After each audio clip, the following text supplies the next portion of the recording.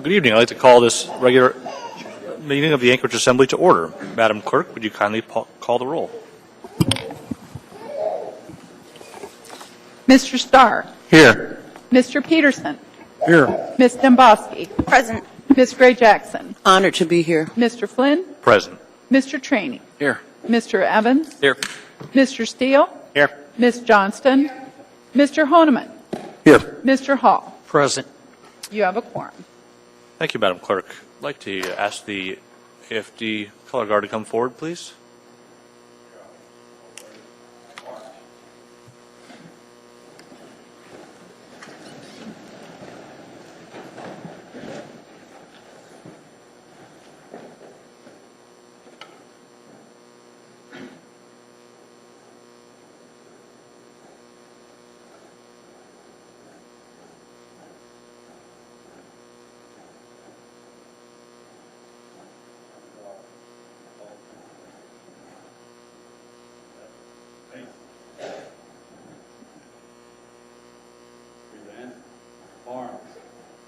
Please join me in the Pledge of Allegiance. Pledge allegiance to the flag of the United States of America and to the republic for which it stands, one nation, under God, indivisible, with liberty and justice for all.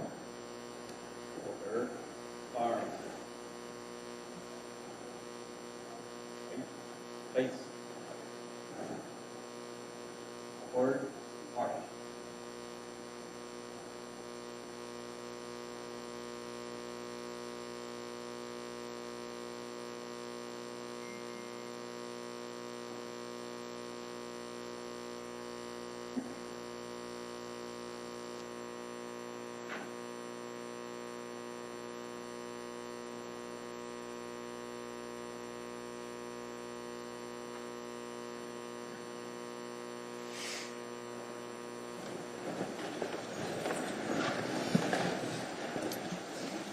My thanks to the fire department for that. As we know, the anniversary of the attack on the World Trade Center and other sites in the U.S. is the anniversary is upon us, and so we thought it would be an opportunity to pay homage to our emergency responders. With that, Mr. Mayor. Yes, thank you, Mr. Chairman, and I too want to thank the AFD Color Guard. Reminds us that in the 13 years since 9/11, we still live in a very dangerous world, and we've got men and women in uniform all over the world protecting us, and we need to give them thanks every day. So appreciate the Color Guard reminding us. I want to, of course, most of you may know, but if you don't, Kate Guyard is our new CFO for the municipality of Anchorage. Lucinda's last day will be Friday, but she's working on finishing up, final projects, and so Kate is filling in today. So if you haven't met Kate, take the opportunity to say hi and go visit her in the office. But she was former CFO of the city, former commissioner and chairman of the RCA of Alaska, so we're glad to have her skills back working for the municipality. Ms. Mahoney and myself, Ross Risvold, visited New York last week. We met with our bond rating agencies. I think we made a very strong case for maintaining our AAA and AA plus with Standard & Poor's and Fitch respectively. We met with various financing institutions. We are issuing bonds in November, and we wanted to make sure that they understood just the amount we were issuing, what we have both utility bonds and municipal bonds, general obligation bonds. So it was very productive meetings and a good trip, and I'm very confident that the AAA bond rating that Standard & Poor's has issued will be maintained. And I think we made a good pitch for Fitch to upgrade, but they're a little more on the cautious end. So if they maintain our AA plus, we'll be happy with that too. So with that, I want to remind folks that this Saturday at the Performing Arts Center is the premiere movie of the Anchorage Legacy movie, Anchorage Is, produced by Dateline superstar John Larson and our own Todd Hardesty. If you have not got your tickets for that, it's $40 general admission. There's a $100 VIP seat to get you a reception and Hollywood bag of swag. So it's anyway, it's once in a lifetime that you can celebrate 100 years in your city. So if assembly members and members of the audience have not got your tickets to this event, Performing Arts Center, doors open at 6:30. Thanks. Thank you, Mr. Mayor. Pretty brief chair's report tonight, just a couple things. First, we've We had a request for us to continue the public hearing on the Chugach State Park Plan. That's item 14H. We'll have presuming the Assembly goes along with that motion, we'll have a work session in about a week and a half to make sure we have all the different details straight before we take up final approval in 2 weeks. And the other thing, the municipal clerk has been working on some suggestions for how we handle proclamations and recognitions. She's going to get those out to us shortly, but we're going to test drive a couple of them tonight, so we'll handle a few of those items a little bit differently. Bear with us. Hopefully it'll go smoothly. And with that, let's do committee reports. We'll start with you, Mr. Starr. Oh, just an audit committee meeting on the 23rd. I'll start looking at year-end reports and letting the contracts on that. Thank you, sir. Mr. Peterson. Thank you, Mr. Chairman. No report this evening. Ms. Domboski. Thank you, Mr. Chairman. I do have a report, but before I do that, I would like to make a disclosure, and I'll put it in front of you to tell me how to deal with it. Item 9E1 is an Assembly Information Memorandum regarding the Local 1264 Collective Bargaining Agreement. I've already been instructed that I will not be participating. Since this is an informational report only, and I don't believe there's real action, I think I probably could accept it, but I just want to put it on the record. My husband is an Anchorage firefighter, and I have already been instructed not to participate. You're allowed to receive the report. Thank you. Domboski. Okay. Now that the heavy lifting's over, let's stop making fun. Now I'd like to give a report, Mr. Chair, on the subcommittee on the remand and the Eberhardt matter. Thank you. All right. Mr. Chairman, on Friday, September 5th, the subcommittee, otherwise known as the Remand Hearing Panel for the Eberhardt and others versus the Municipality of Anchorage Superior Court Case 3AN 126917CI, held a hearing to consider and ultimately ruled affirmatively on a motion submitted by Mr. Wheeler on behalf of the municipality to continue the quasi-judicial hearing previously scheduled for September 10th through 13th to a later date due to Mr. Owens' unexpected leave of absence. At the hearing, present were all members of the subcommittee, including myself, Mr. Traney, Mr. Evans, along with Special Counsel Levesque, attorneys for the parties, Mr. Owens and Ms. Ennis for the municipality, and Mr. Staley was the appellate's attorney that was present, and Ms. Jones was also present on behalf of the clerk's office. Both parties agreed that the hearing scheduled for this week would be continued until December. The hearing will now be held December 1st from 8 to 5, December 2nd from 8 to 4, and December 3rd from 8 a.m. to 7 p.m. If the remand hearing panel decides more time is needed, all times may be extended upon mutual agreement of the parties. The municipal clerk set out notices yesterday to potentially affected property owners, notifying them of the change of the hearing date and time. However, because the notices were sent out just this week, the remand hearing panel will convene at the originally scheduled time, which is 1 p.m. on September 10th, to notify public members who may appear for the hearing that the hearing has been rescheduled. We will not take public testimony at the hearing this week. Special Counsel Levesque has drafted a stipulation and order amending remand procedures and schedule for the continuation of the quasi-judicial hearing, which continues the public hearing to December and modifies the timelines for remaining pre-hearing submittals by the parties. Timelines for post-adjudicatory hearing assembly action are to be reestablished at the conclusion of the quasi-judicial hearing. The modified stipulation and order is being circulated to both parties for approval and signature. Once the signatures of the attorneys for the parties have been obtained, I anticipate signing and entering the order. At the next Assembly meeting, I intend to introduce an AM to the body to formally amend the timelines that the Assembly previously approved for this case. And that, Mr. Chairman, is it for the remand. Thank you, Ms. Domboski. And of course, we have a minor item for a few more dollars to fund that effort before us this evening. Ms. Gray-Jackson. No, thank you, Mr. Chairman. Thank you, Ms. Gray-Jackson. Mr. Traney. No, thank you, sir. Mr. Evans. Yes, Mr. Chair. We had our first substantive meeting of the ad hoc committee on chronic inebriates and the homeless. It was a well-attended meeting. We had representatives from Catholic Social Services representing Brother Francis Shelter and Beans Cafe, and a couple representatives from the Anchorage Fire Department who made presentations. We had a lot of lively questions in the audience and with the committee members. Our meetings will be held now, they're regularly scheduled for the first Thursday in each month from 11 to 1.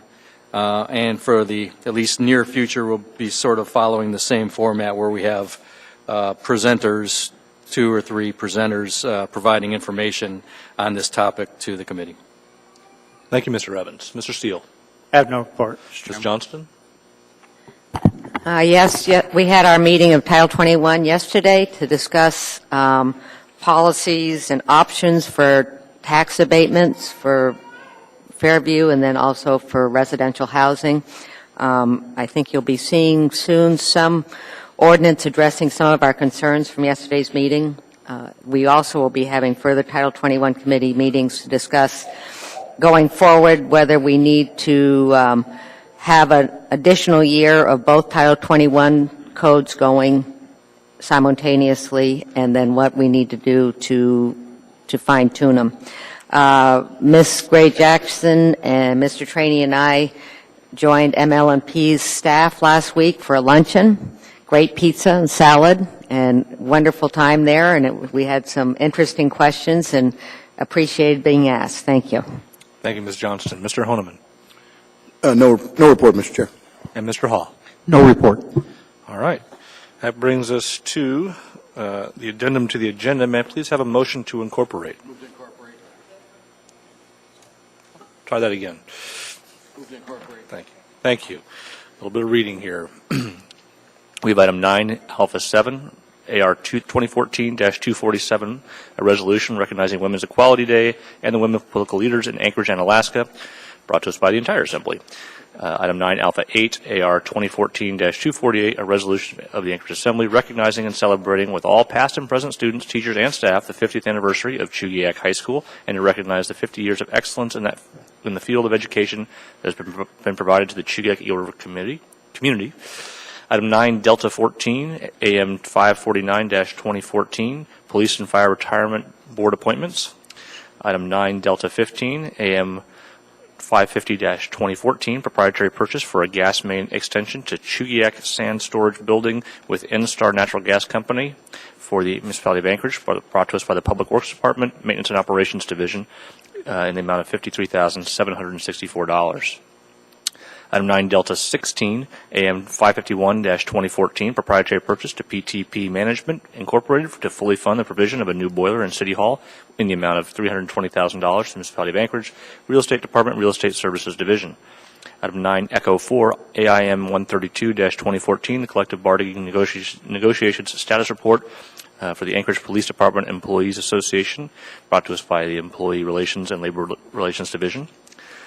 9, Foxtrot 14, AR 2014-246, a resolution of the Municipality of Anchorage appropriating area-wide Fund 101 fund balance in the amount of $320,000 to the Real Estate Department area-wide General Fund 101 as a contribution and appropriating said contribution to the area-wide CIP Fund 401, all within the Real Estate Department for the replacement of the City Hall boiler. The public hearing will be on September 23rd, and it's accompanied by Assembly Memorandum 552-2014.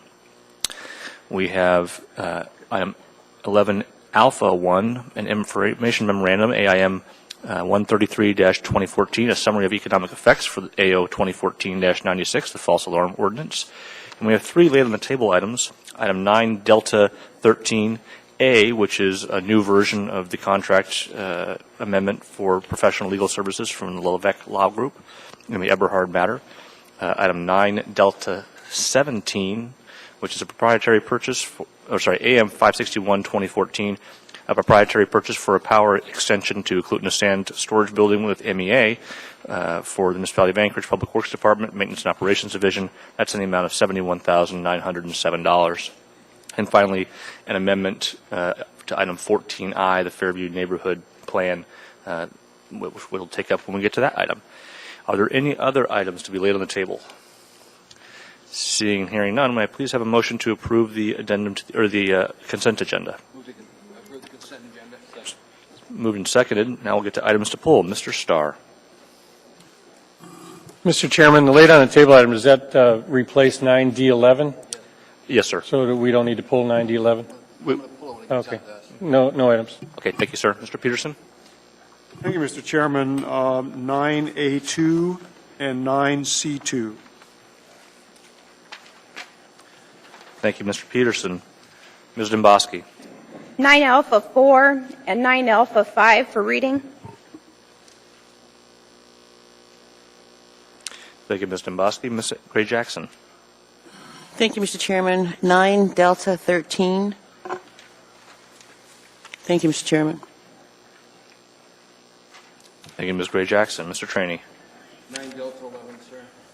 At the request of the administration, it's my intention not to bring it forward. Thank you, sir. Mr. Evans. 9 Alpha 6. Thank you, sir. Mr. Steele. No items, Mr. Chairman. Ms. Johnston. 9 Alpha 3. And Mr. Honeman. Is anybody going to pull 9A1 for reading?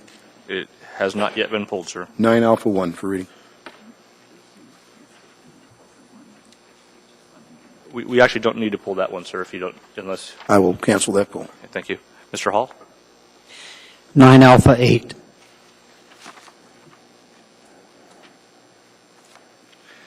Okay, we'll do a quick read through, make sure I've got everything. 9 Alpha 2, 3, 4, 5, 6, and 8. 9 Charlie 2.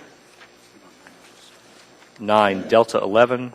9 Delta 13. Did I miss anything? Okay, with that, would you please proceed to vote on the balance of the consent agenda minus those items? And that carries unanimously. That brings us to item 9 Alpha 2. Mr. Peterson. Move to approve. Second. Is there objection? Seeing and hearing none, that item is approved. Do we have a representative from the Anchorage Chamber here to receive this?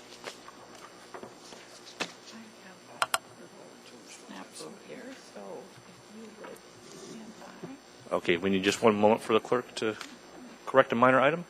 You mean to call for a vote? Is that easier?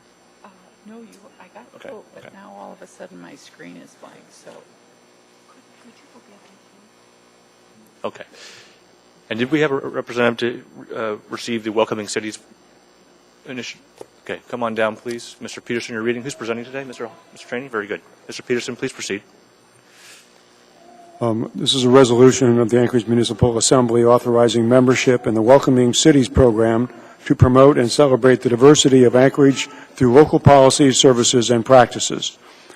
Whereas the municipality of Anchorage, Alaska is a welcoming place where people, families, and institutions thrive, and the contributions of all persons are celebrated and valued, and whereas the fostering of a welcoming environment for all individuals, regardless of ethnicity, national origin, religion, gender, sexual orientation, age, or disability, or veteran status, enhances Anchorage's cultural fabric, economic growth, and overall prosperity for current and future generations.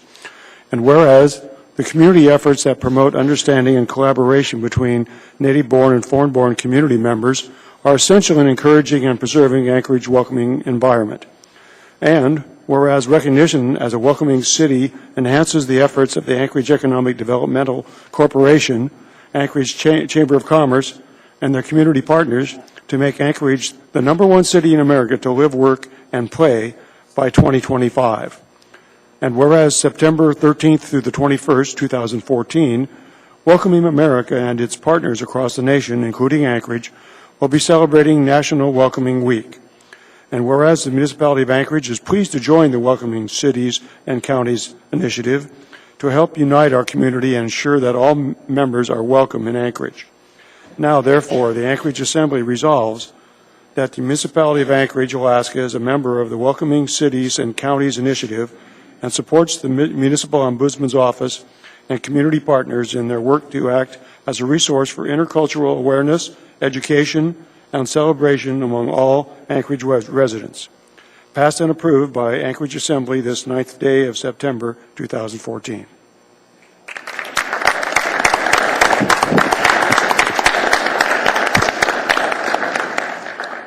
Good evening, Chairman Flynn, members of the Assembly. My name is Darrell Hess, and I am the Municipal Ombudsman. Joining me tonight is Dr. Judy Owens-Manley, the Director of UAA's Center for Community Engagement and Learning, and Pam Bassler, the Executive Director of the Anchorage Equal Rights Commission. The three of us, along with the Anchorage Chamber of Commerce and the Anchorage Economic Development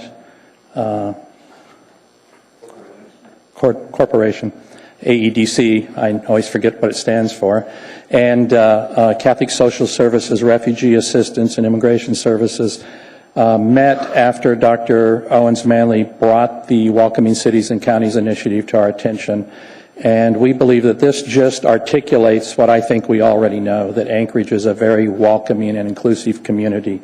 And when we looked at this, you have to have a municipal employee or agency or office as the point.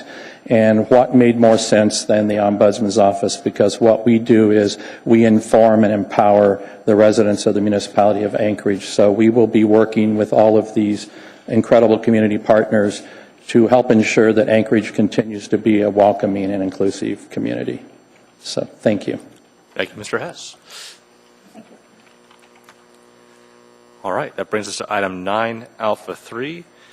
Move to approve. Second. Is there objection? Seeing and hearing none, that item is approved. Ms. Johnston.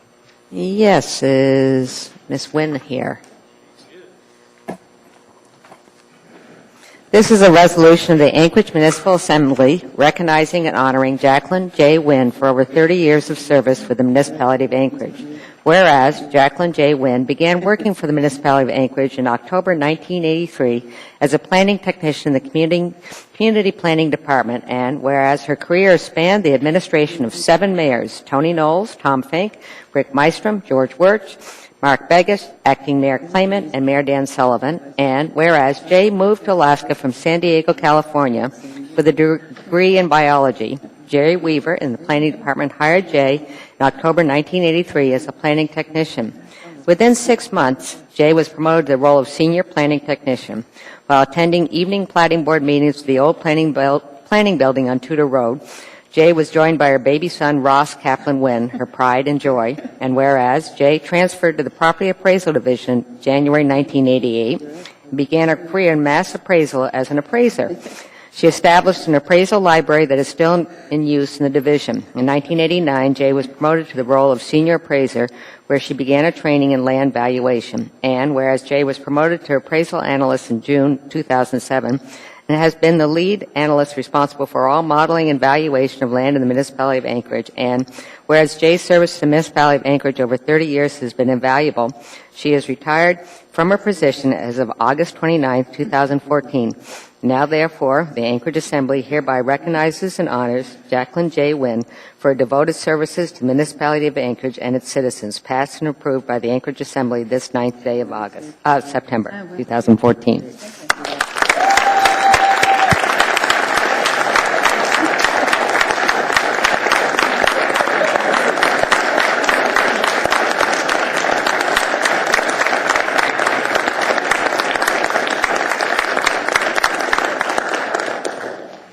Assemblymember Flynn and members of the Assembly, this is an honor, and I truly appreciate receiving this resolution.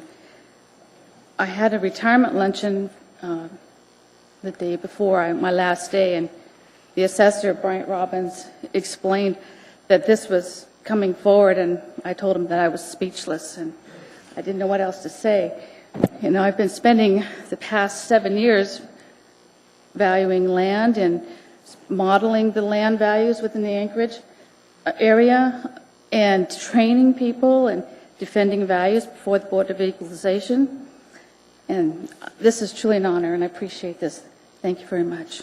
Well, thank you, Ms. Wynn. And we have either a question or a comment from Mr. Honeman. Well, Ms. Wynn, thank you for your years and decades, actually, of dedicated service to the community and the public. And I know some people aren't tickled always when they get the little green cards, and particularly the little white notice that says how much you have to owe at the twice a year collection side. But it's a huge role, and looks like you've left a legacy that perhaps will outlast your years of service here with the modeling program, which is awesome. The other thing is, not too many people I would think would remember the old meeting hall where the assembly used to meet out on Tudor Road, and thank goodness we're here. It was kind of a cramped quarters over in that area. So Yeah, this anyway, I don't know is what your for- plans are, but thank you for coming back even after retirement to be presented this award. So congratulations to you. Thank you very much, sir. Thank you, Ms. Wynn, and enjoy your retirement. Oh, I am. Thank you. Very good.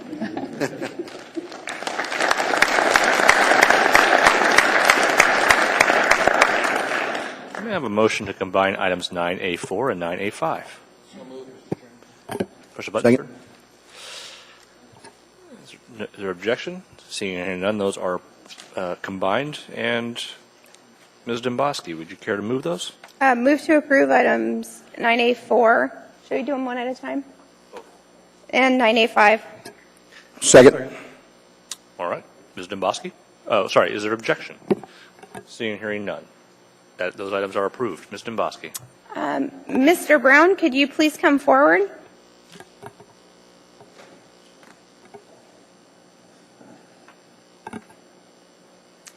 The Anchorage Municipal Assembly recognizes citizen Donald Brown for the Anchorage Police Department's Partners in Public Safety Citizens Award for Valor.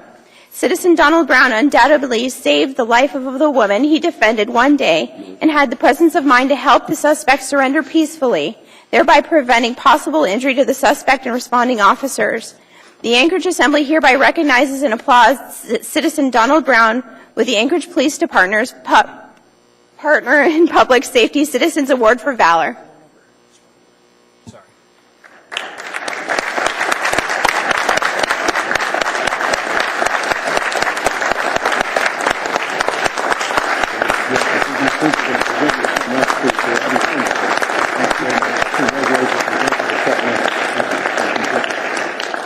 I'm going to say a couple words here real quickly.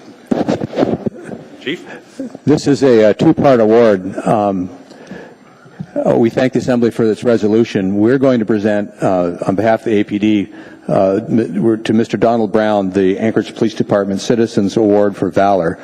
This stems from the event that we're honoring him for today, which occurred on the 12th of March 2014. Mr. Brown was walking his dog in the morning, found a man on top of one of a neighbor. He was stabbing the woman. Mr. Brown produced his weapon, held the gentleman or the suspect at gunpoint, provided a phone to the victim to call APD, and essentially effected a felony arrest, kept the situation under control until patrol arrived. He put himself in harm's way to do this, took on a great responsibility. And for that, the employees of the Anchorage Police Department have asked me to present the Citizens Award for Valor, and I'm pleased and honored to do that tonight. Mr. Brown, thank you very much. Your citizens, thank you.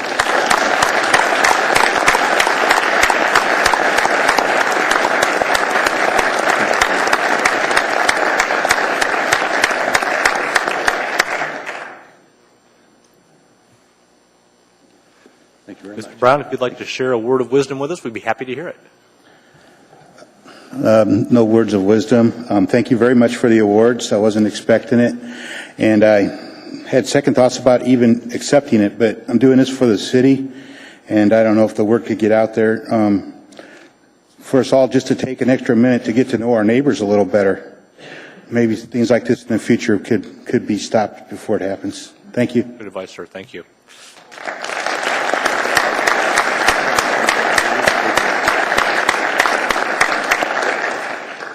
So I believe, Sorry, go ahead. Could we have Justin Holt and Shane Russell Drew please come forward?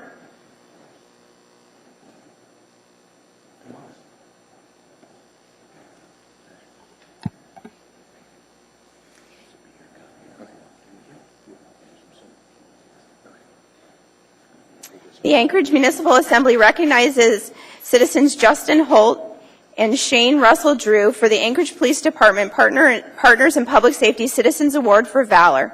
Citizens Justin Holt and Shane Drew stopped to assist the officer involved in a physical altercation to help subdue an emotionally distraught subject. Citizens Justin Holt and Shane Drew acted courageously on behalf of the officer in public safety at the time of urgent need. The Anchorage Assembly hereby recognizes and applauds citizens Justin Holt and Shane Drew with the Anchorage Police Department's Partners in Public Safety Citizens Award for Valor.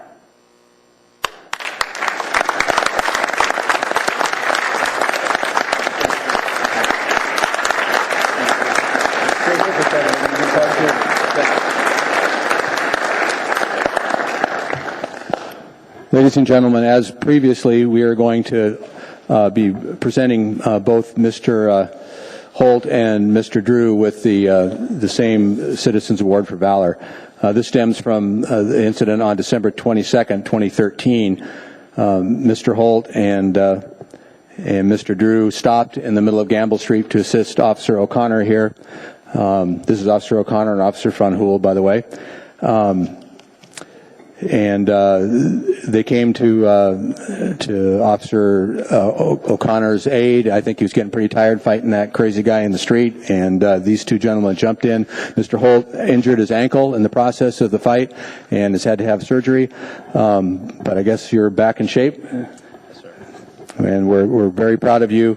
You know, what you're seeing tonight, you've probably heard the quote of Sir Robert Peel, the founder of modern policing: the public are the police and the police are the public. The police merely being paid full-time to do the responsibilities that are incumbent on all citizens to do. And these folks certainly have stepped up to the plate, the three you've seen tonight, and have done the role of citizen police. And we're proud of them, and it's my pleasure to join the Employee Recognition Board and present them with the Citizens Award for Valor. Thank you.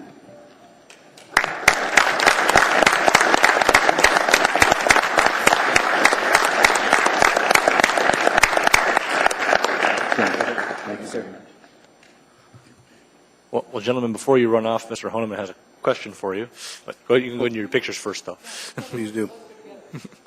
Go ahead, ma'am. Just mostly for comment, and that is, the chief took the line right out of the words out of my mouth in this Sir Robert Peel's. I was going to abbreviate it, but as a retired police officer, 23 years, and chair of the public safety on the Assembly, and now currently still serving as a police officer of the state, I can find that it was very courageous of you to stop and to help out an officer in need. And believe me, I've been there a couple of times where you could use an extra set of hands. And so I'm sorry you got hurt. I hope you're on the mend.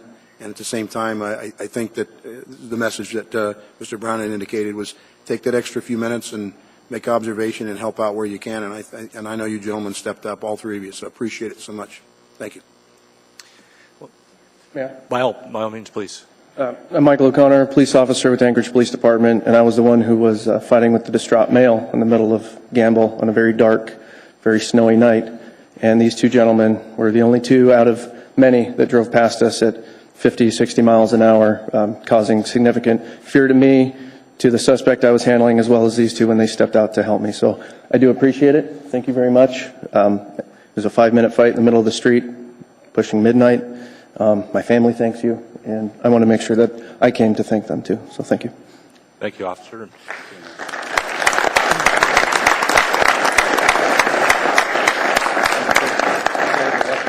Gentlemen, you're also welcome to offer some words of wisdom, but if not, I believe the chief has another academy starting pretty soon. You might talk to him later. We've got the seats open for Thank you. Thank you, Chief. Thank you. That brings us to item 9, Alpha 6. Mr. Evans. Move to approve. Second. Mr. Evans. Oh, sorry, is there an objection? Seeing none, that is approved. Mr. Evans. Is there somebody to receive? Do we have someone here to receive the 9/11 remembrance? Chief? How about we were expecting maybe some folks from Stellars. Yep, come on down. All right, very good. Go ahead, Mr. Evans. A resolution to declare September 11th, 2014 as a day of service and remembrance, to remember the lives of those lost, pay tribute to those who rose in service, and honor those who continue to serve our country, our state, and our municipality.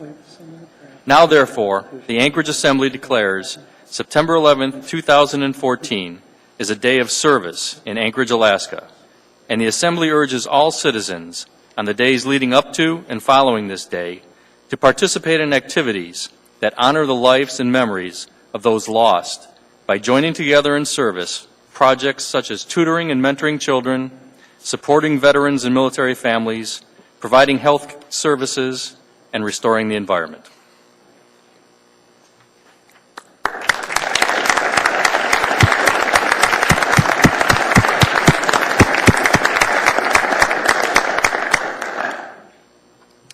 Welcome, folks. Come on down for a sec. Introduce yourselves, please. Hi, I'm Simon Froelich. I'm a senior at Stellar Secondary School. One important thing about Stellar is one of our core values is community service. One of the important things that we feel is an integral part of our community. So giving back is one of the things that we actually focus on. Being a secondary school, we're actually able to get all of our students involved.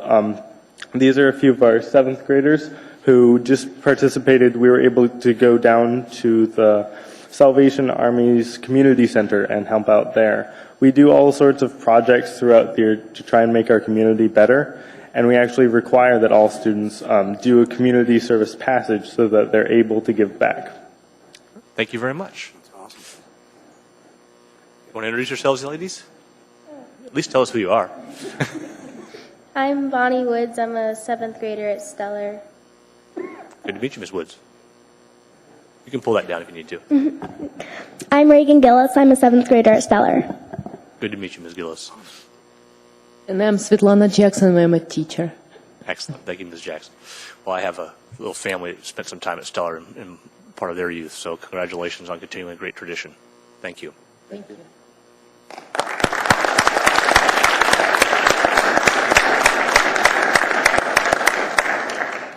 And that brings us to item 9 Alpha 8. Did I have Ms. Move approval. Second. Moved and second. Is there objection? Hearing none, I believe Mr. Trainee has a question for Ms. Dombrowski before. Mr. Dombrowski, did you tell us you have a conflict on this one? We'll go ahead. I am shocked. Go ahead, Mr. Hall. This is a resolution of the Anchorage Assembly recognizing and celebrating with all past and present students, teachers, and staff the 50th anniversary of Chugiak High School, and to recognize the 50 years of excellence in the field of education that has been provided to the Chugiak Eagle River community. Thank you. Thank you, Assembly.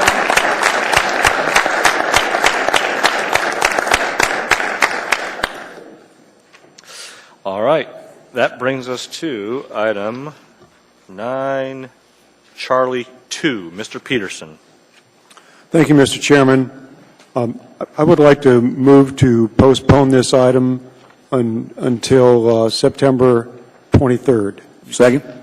Kindly press your buttons, gentlemen. Mr. Peterson, could you press your button, sir? And Ms. Johnson has a question.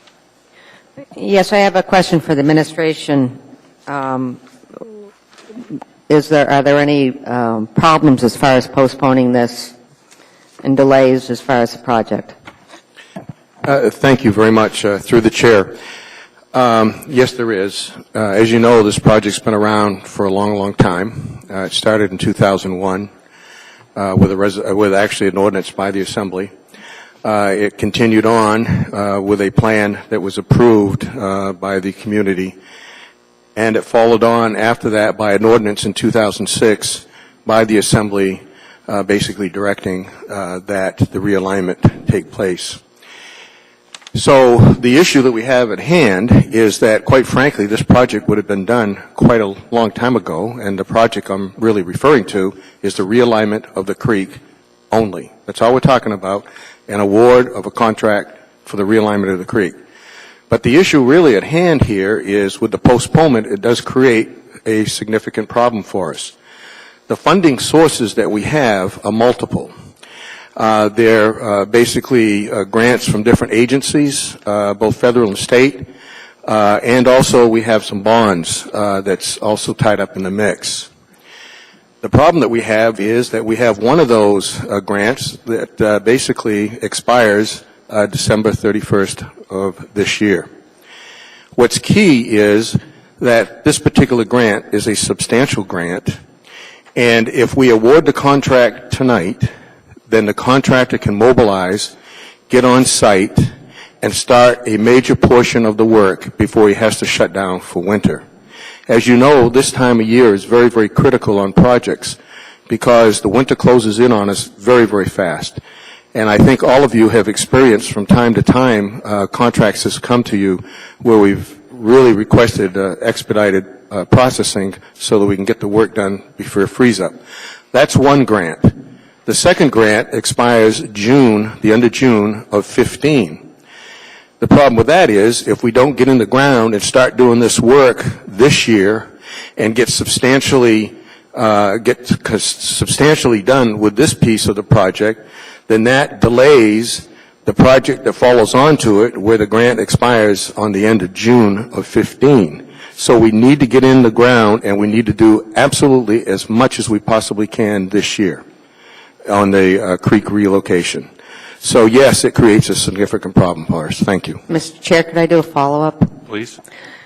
So, conditions of the first grant, does it need to be, the construction needs to be initiated to get the first grant?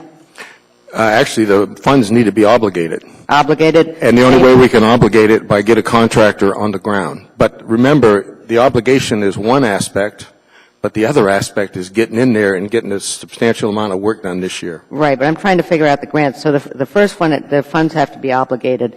The second grant in June, what's the criteria for that grant? Same thing. It basically, the work has to be either substantially completed or the grant award has to be obligated. I believe, though, on the second grant, I think it requires substantial completion because I think this grant's been around for a while, too. And the other issues that we have is that with these particular grants, we used ARTSA bonds, like we typically do on a lot of the projects because it does qualify and it's drainage. If we lose the grants, then we are not able to replace the money and back to the ARTSA bonds so we can use those for drainage projects throughout the city. And could you tell us the size of the two grants? Well, I know that one of them is, I think, $1 million. That's the one I think that expires this year. And the second one,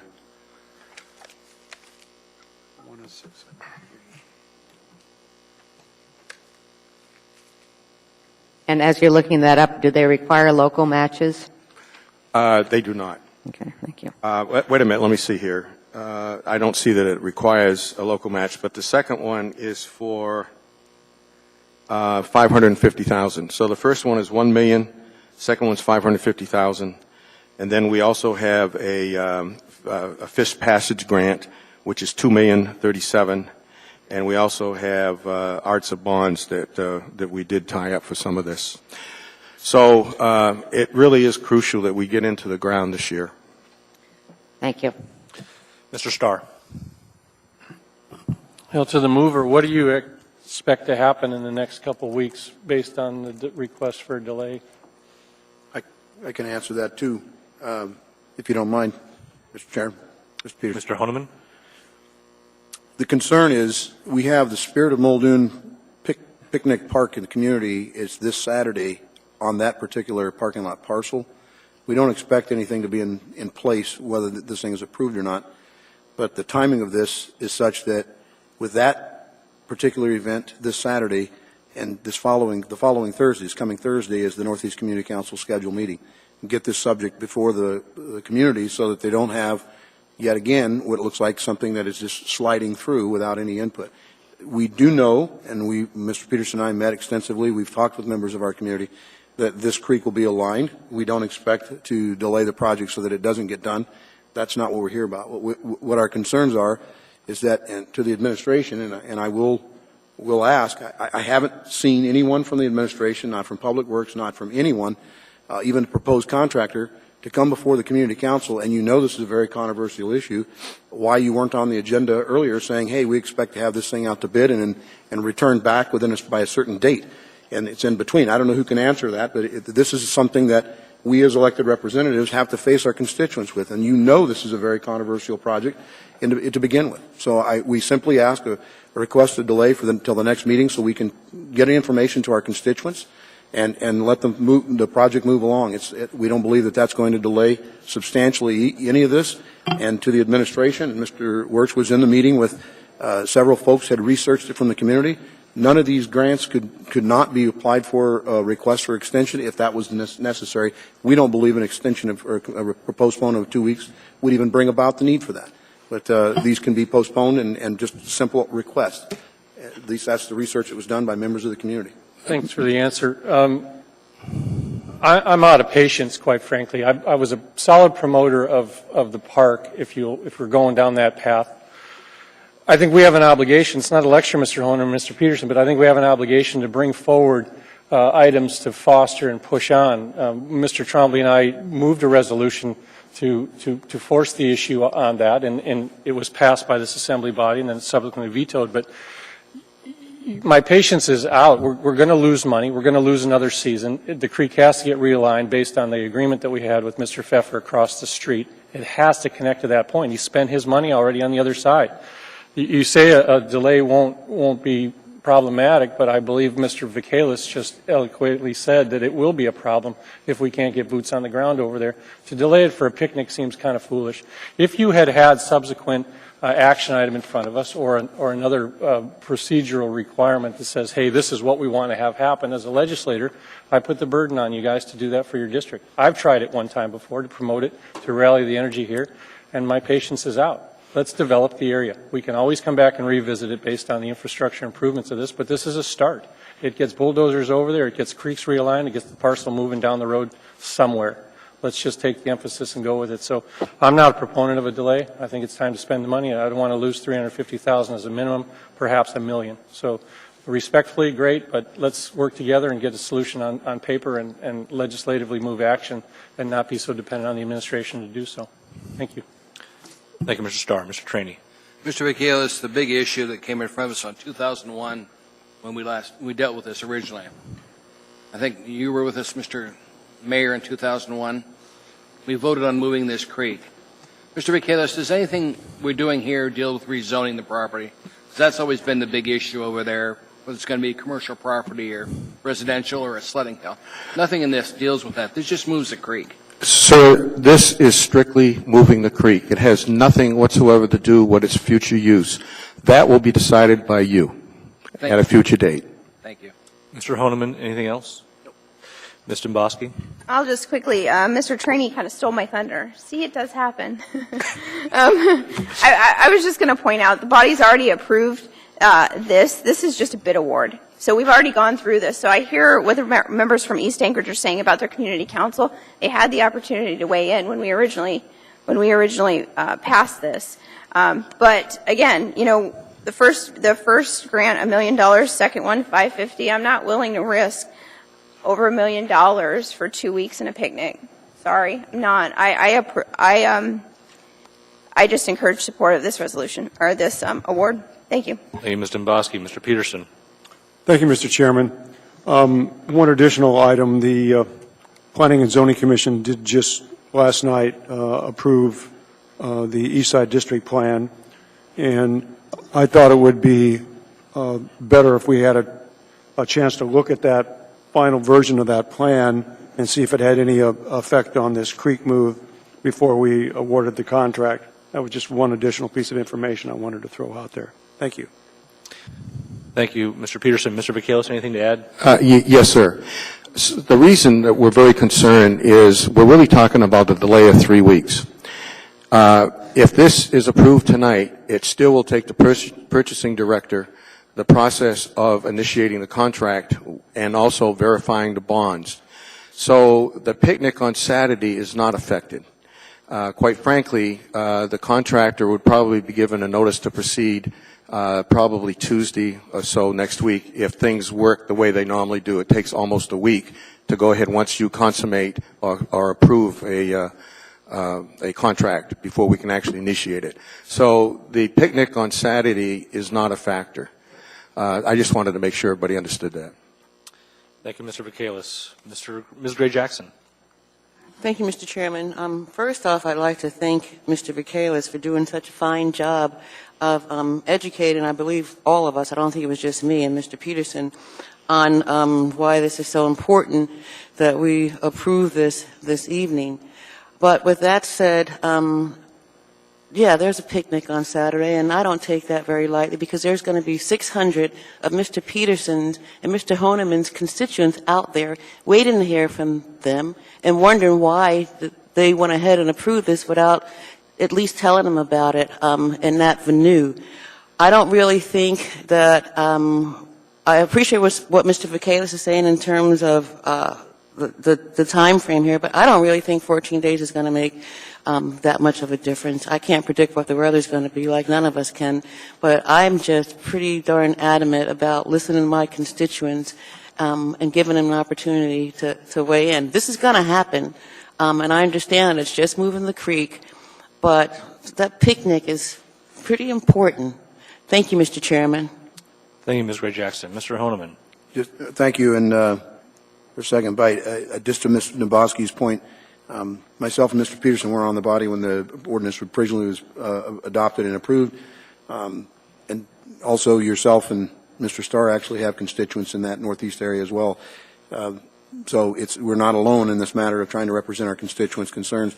The biggest, I guess, contention is I don't believe that we're going to lose or risk losing the financial funding over a 2-week delay. And yes, the weather could certainly impact. We don't know one direction or the other, but given the weather of late, is anybody guess. So just for the motion to postpone, I'd appreciate support. Thank you. And Mr. Steele.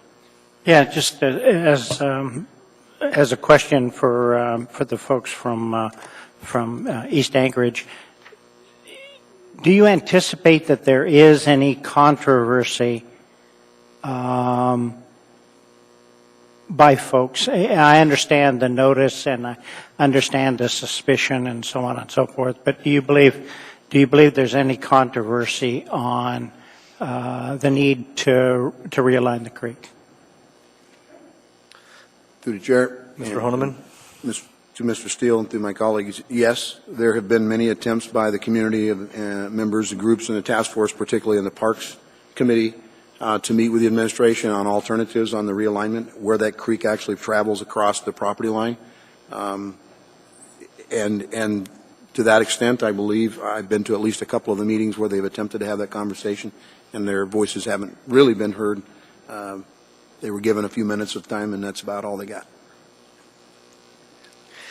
Thank you, Mr. Honeman. Ms. Dombosky? Okay, last time I promised. Thank you, Mr. Chair. Good. I'm holding to it. I would just like to say, I absolutely know Mr. Honeman. This is my district as well because I was at the last community council meeting. And like I said, I recognize that some members from East Anchorage are very concerned about the ultimate what happens with this piece of property. Personally, we'll just call it like I see it, and this is a stall tactic in order to make sure one outcome or another succeeds. That's how I view it. I'm not willing to risk $1.5 million of potentially having to do this later than asking the taxpayers to front it when we have the money and grant money right now. I'm just not. In 3 weeks, when we're dealing with Alaska weather, can mean shutting down a project or not. So I absolutely respect where you're coming from. I'm focused on the creek realignment now, not the rezone. So I think Mr. Vacalis put it very well. And Ron, if I saw you shaking your head, if we award this tonight, it will not have any impact to the picnic on Saturday, correct? Through the chair, you are correct, Ms. Dombowski. Okay. So with that said, as a member who represents this community council as well, I do urge support of this measure. Thank you. Thank you, Ms. Dombosky. Mr. Starr. Well, Mr. Honeman, I know it sounds like a lecture, but, the task that we have is to take those community voices and bring them to the administration for alternate designs and motivation to do some work. And so my pledge to you out of frustration on the process on how long I've done it is to bring that alternative solution to. It's not the community's responsibility to do that. That's what they elect us to do. So, I've had several bites at the apple of encouraging plans and processes. So let's bring the district plan. Let's make it right. Let's get the park and infrastructure in place on that. And we're just going to have to work around the creek realignment. That's the fact of the matter. So, I say move it on or we're going to do damage in the future on any development on that parcel. So, it's time. I'll pledge to you that I'll continue to help with the master plan and the development of the area, but I'm done. It's almost been 3.5 years we've been talking about this. It's time to spend some money. Thanks. Thank you, Mr. Starr. I see no one else in queue. Please proceed to vote. The motion is postponed to September 23. Correct.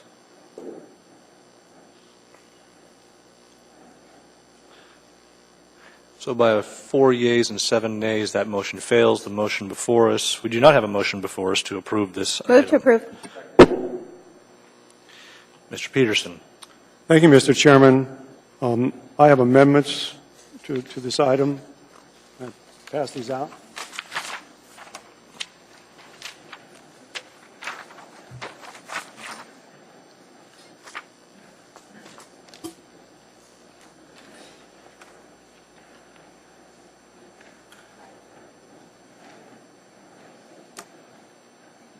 Mr. Peterson, would you kindly move your First Amendment? Thank you, Mr. Chairman. I move amendment number 1. Second. Is there oh, sorry. We'll wait till everyone has a chance to read it. Ms. Domboski, would you care to ask? I would just like Maker just to summarize for the audience and those listening at home what the amendment number 1 is. Why don't we just read it, Mr. Peterson, if you'd be so kind? Thank you, Mr. Chairman. This goes on page 1, line 18. Award of this contract does not imply or compel a land use determination for the affected real property. Whether the affected municipal land is utilized for commercial, mixed use, or recreational purposes will be determined through land use planning in accordance with the municipal code. Everyone clear on that one? Any further discussion? Please proceed to vote. And that motion carries. Mr. Peterson. Thank you, Mr. Chairman. I move amendment number 2. Press your button, sir. And would you please read that one, Mr. Peterson? Thank you, Mr. Chairman. This goes on page 1, line 18, following the First Amendment. The municipality of Anchorage intends to add a sledding hill as determined through the park planning process, subject to assembly approval and appropriation. Thank you, Mr. Peterson. Mr. Starr. Well, I don't support it. It's a specified use, and the scope of the work product for what we're approving tonight is kind of the frontage property along Muldoon. And I think the idea that you're going to have a sledding hill encompassing in that area, it probably wouldn't occur there anyhow. So if you're going to put a sledding hill and have the kids shoot down into Muldoon, I think it's a little bit ridiculous. The overall parcel absolutely should encompass a sledding hill and should encompass all the municipal park features that are attractive to that. So I think it's a little bit overreach to be specific, to have that considerations on overburdened dirt, perhaps haul-offs, normal project management with Mr. Thompson's group watching over all that to facilitate dirt so we don't have to buy it back later. Some of that can happen anyhow, just the normal course of work. So whether we need an amendment to do that, I certainly wouldn't add it to a project scope that's forward of Muldoon. Thank you, Mr. Starr. Mr. Peterson. Thank you, Mr. Chairman. The reason I'm bringing this amendment forward is because one of the sticking points about moving the creek is that there is actually a pretty nice hill that could be used for sledding in future years when this area becomes a park. And if by moving the creek, we'd be moving it to the bottom of that hill. Therefore, if they did sled down that hill, they would go right into the creek and create a public safety problem. And so when I was speaking with Mr. Vacalis about this a couple of days ago, he suggested that the municipality wouldn't have a problem developing a sledding hill somewhere within the park. And so that's why I'm bringing forward this amendment. Thank you. Thank you, Mr. Peterson. Mr. Evans. Thank you, Mr. Chair. I'm opposed to the Second Amendment here. It seems inconsistent with the First Amendment, where we're just reiterating that all we're doing is moving the channel and we're not determining the uses on this land. And in the Second Amendment, we're talking about what the use is going to be, if it's going to be a park or anything. I think that's a subject for later, and I won't support this amendment. Thank you, Mr. Evans. Ms. Domboski. Thank you, Mr. Chair. Through the chair, Mr. Wheeler. This particular amendment, as I recall the map of these parcels, the dedicated 12-acre parcel that's already parked, if they add this amendment to this document, will it preclude it to just this lot, or as you read it, could we put the sledding hill in one of the other parcels? What effect, I guess, I'm asking, what effect legally does this amendment have, besides just signal an intent? Through the chair, Ms. Domboski, it just signals an intent. The assembly can decide that the intent is to put the hill anywhere on the 3 separate parcels it may deem appropriate. Okay, thank you. And Ms. Johnston. It would be my concern of doing this before doing it as part of the park plan. I think that's where you put these type of issues in, and you're kind of jumping the gun. So I won't be supporting it. And wrapping up, Mr. Peterson. Thanks, Mr. Chairman. I was going to just make the point that the back section of this land has already been designated as parkland, and I'd be willing to amend my amendment to add a line that says that the sled hill could be built in the area that's already been dedicated as parkland. Given it's just intent language, I don't think it's required that you make that amendment, but I think everyone's clear on that. Okay, thank you. Okay. Seeing no one else in queue, please proceed to vote.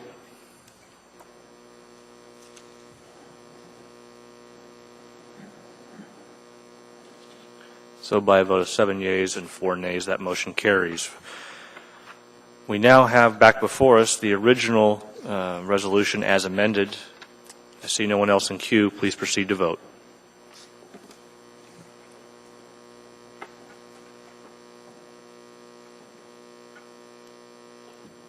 And that motion carries unanimously. Mr. Chairman, I'd like to move for immediate reconsideration and urge no vote. Please press your button, ma'am. Okay. Please proceed to vote. The motion is to immediate reconsideration, and no vote is urged. Mr. Hall? Mr. Hall is the 1 yea vote. Caught you off guard, sir. All right. That brings us to item 9, I believe it was Delta 11. Mr. Chairman, I'm not going to move that one for introduction at the request of administration. Okay. We have a substitute for it. So we will skip that one. Not going to bring it up. And move on to, I believe it was Ms. Gray Jackson had 9, Delta 13. Thank you, Mr. Chairman. I'd like to move the laid on the table item 9D13A. Second. Could you press your buttons, ladies? Thank you so much. Please proceed to vote. Correct.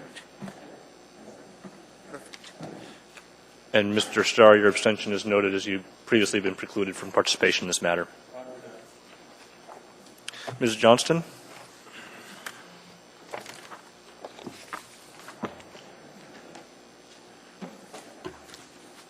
Yes. Press your button, ma'am. All right. Do we want to try and tackle 11A before we take our break?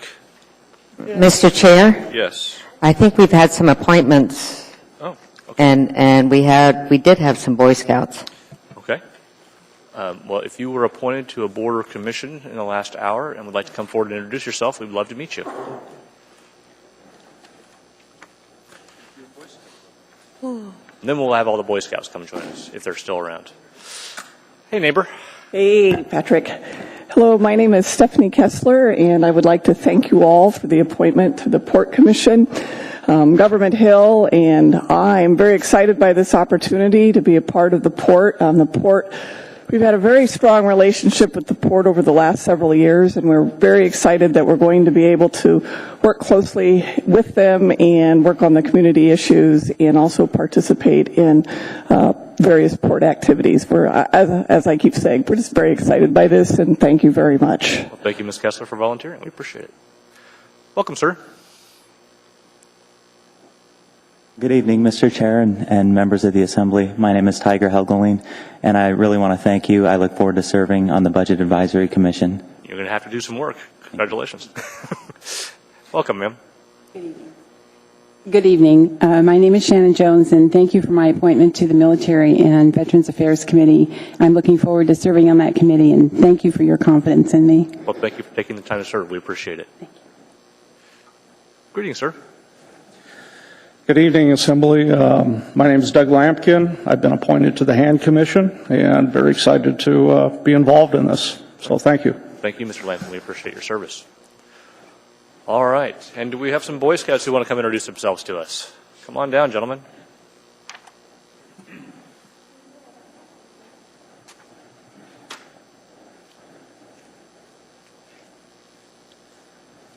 Good evening, members of the Assembly. My name is Andy Resit. I'm an adult assistant scoutmaster with Troop 210. Right. And this evening I have Drew Resit and Connor Kniefel that wanted to attend Assembly meeting to see how government business gets done here in Anchorage. Well, gentlemen, if you could introduce yourselves and let us know what badge you're working on, we'd love to hear it. Someone's got to go first. I'm Connor Kniefel, and I am working on citizenship in the community. Excellent. And you can pull that down if it's really appropriate. I'm Drew Resit, and I'm working on the same thing. Great. Thank you, gentlemen, for coming down. We hope it's been as much fun for you as it Mr. has Chairman? been for us. Mr. Chairman? Mr. Honeman? Might I ask, where is Troop 10 located? Where is your sponsor? St. John's Ministry. Very good. So Thank St. you. John United Methodist Church off of O'Malley Road. Thank you. Excellent. South Anchorage partisan over there. Gentlemen, thank you for coming down. Enjoy it. Thank you. Thank you. Good evening. All right, with that, we'll take our break and be back in about 20 minutes.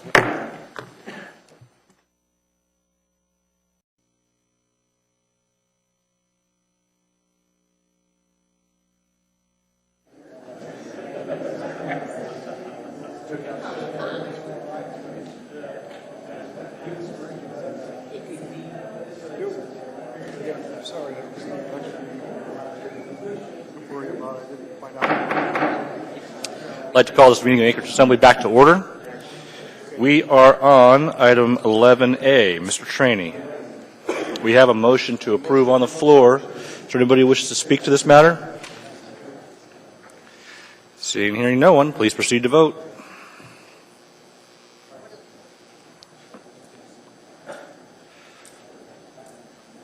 I just say yes. Yeah.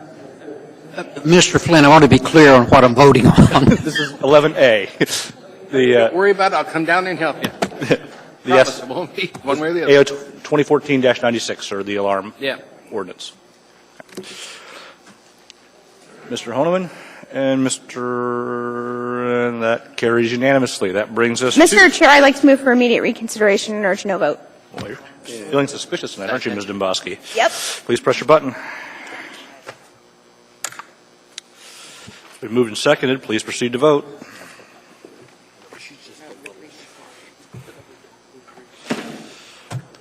And that carries almost unanimously. Close enough. All right, that brings us to item 14A. This is AO 2014-103, an ordinance, Municipality of Anchorage, Alaska, authorizing the borrowing and accepting from the State of Alaska Clean Water Fund an aggregate amount not to exceed $35,295,000 for the purpose of financing a portion of 12 AWWU capital improvement wastewater projects and providing for related matters. It is accompanied by Assembly Memorandum 503-2014. This is a public hearing. If you wish to speak to us on this matter, please come forward at this time. Seeing and hearing no one, public hearing is now closed. What is the wish of the body? Move approval. It's moved and seconded. Is there discussion? Seeing and hearing none, please proceed to vote. And that item carries unanimously. That brings us to item 14B, AO 2014-104, an ordinance Municipality of Anchorage, Alaska, authorizing the borrowing and accepting from the State of Alaska Drinking Water Fund an aggregate amount not to exceed $4,450,000 for the purpose of financing a portion of 5 AWWU capital improvement water projects and providing for related matters. It's accompanied by Assembly Memorandum 504-2014. Once again, this is a public hearing. If you wish to speak to us on this matter, please come forward at this time. Seeing and hearing no one, public hearing is now closed. What is the wish of the body? Second. Moved and second. Is there discussion? Seeing and hearing none, please proceed to vote.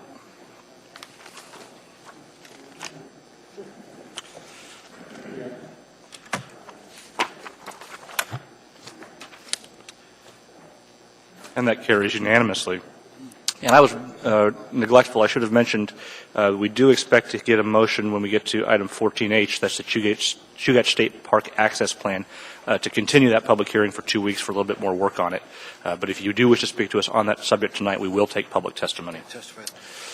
That brings us to item 14C, AO 2014-105, an ordinance authorizing the renewal of a ground space lease located on a portion of Section 35, T13 North, R3 West, N2 SW4 NE4 NE4 SM between the Anchorage Water and Wastewater Utility. Mr. Chairman. And the Anchorage.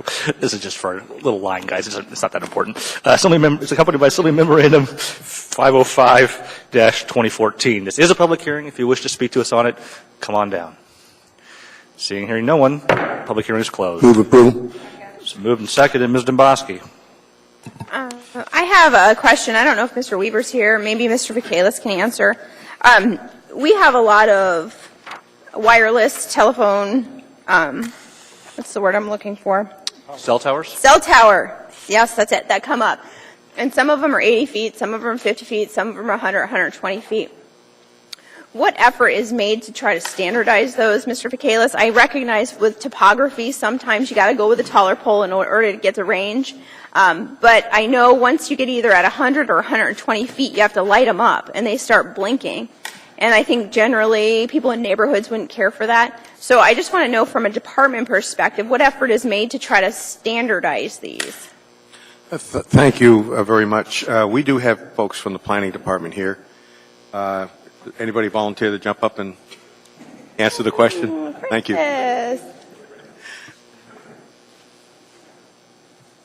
For cell towers, I was just trying to follow along in the agenda.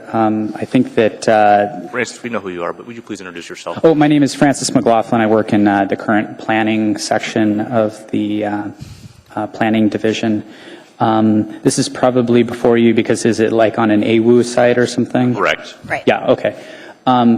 So it's municipal property and it takes this action for them to be able to build it. To answer your question, the planning department doesn't try and standardize the height of cell towers. The cell tower companies make a request to planning and to building permitting for to construct it for whatever height that they want, and planning reviews it against the regulations that we have.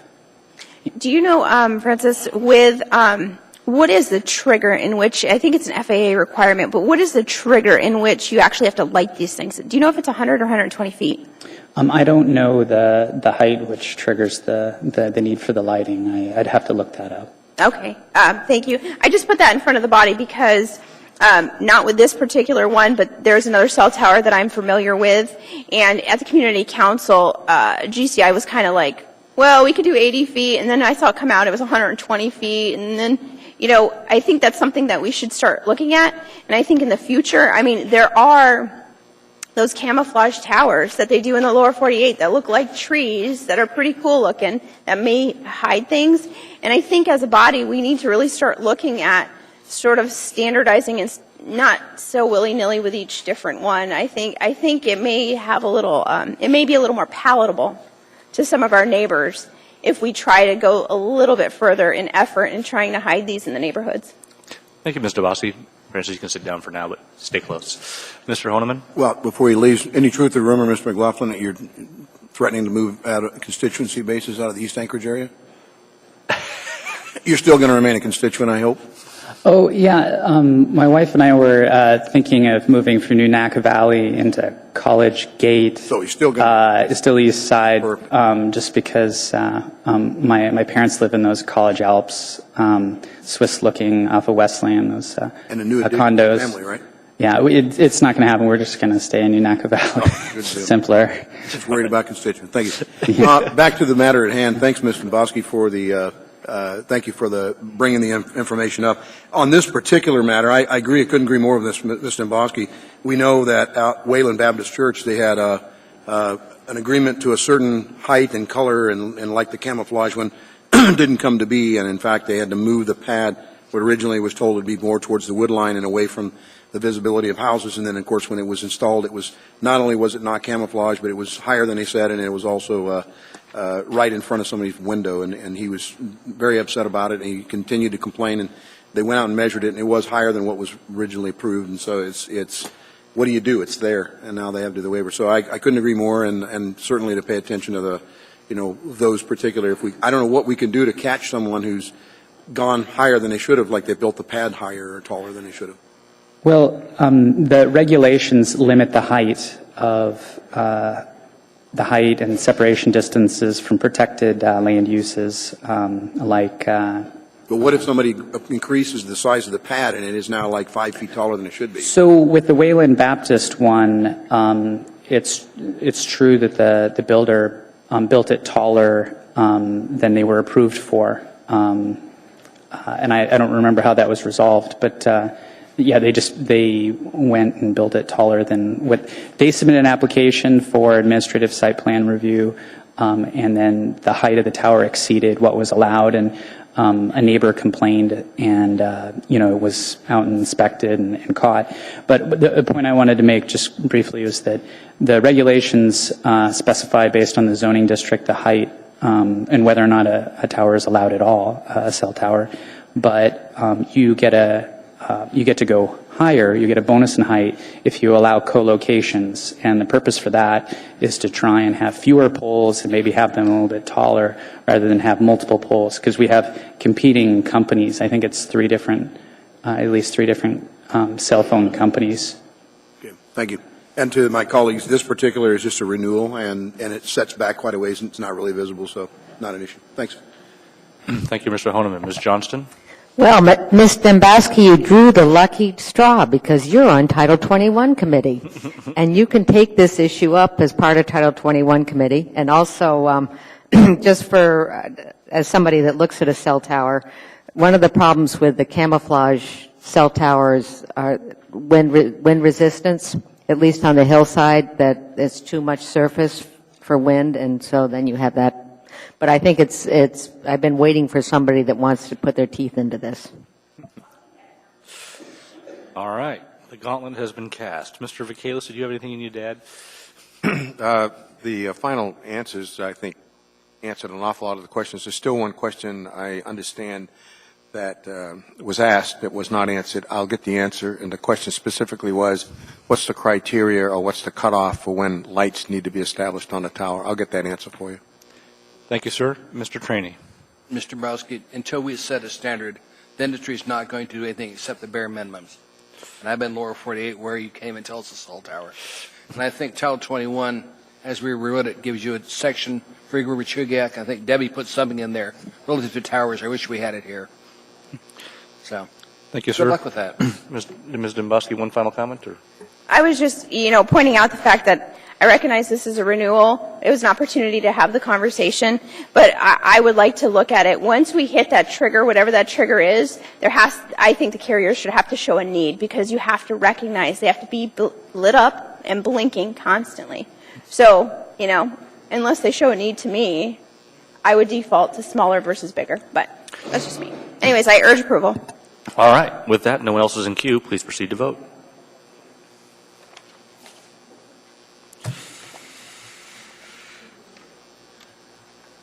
And Mr. Honeman. And that carries unanimously. That brings us to item 14D, AO 2014-106, an ordinance authorizing the renewal of a ground space lease located on a portion of Tract 5, Spenard Heights, according to plat number P66A, between Anchorage Water and Wastewater Utility and Alaska Wireless Network, LLC, formerly ACS Wireless Incorporated and GCI. It's accompanied by Assembly Memorandum 506-2014. This is a public hearing. If you wish to speak to us on this matter, please come on down. This is your area. Seeing, hearing no one, public hearing is now closed. It's been moved and seconded. Is there discussion? Seeing, hearing none, please proceed to vote. And that carries unanimously. That brings us to item 14E, AO 2014-107, Ordinance Municipality of Anchorage, Alaska, authorizing the borrowing and accepting from the State of Alaska Clean Water Fund an aggregate amount not to exceed $4,875,900 for the purpose of financing a portion of the cost of the Solid Waste Services Disposal Unit Capital Improvement Budget projects and providing for related matters. It's accompanied by Assembly Memorandum 507-2014. This is a public hearing. If you wish to speak to us on this matter, please come forward. Seeing and hearing no one, public hearing is now closed. Move to approve. It's been moved and seconded. Is there discussion? Seeing and hearing none, please proceed to vote.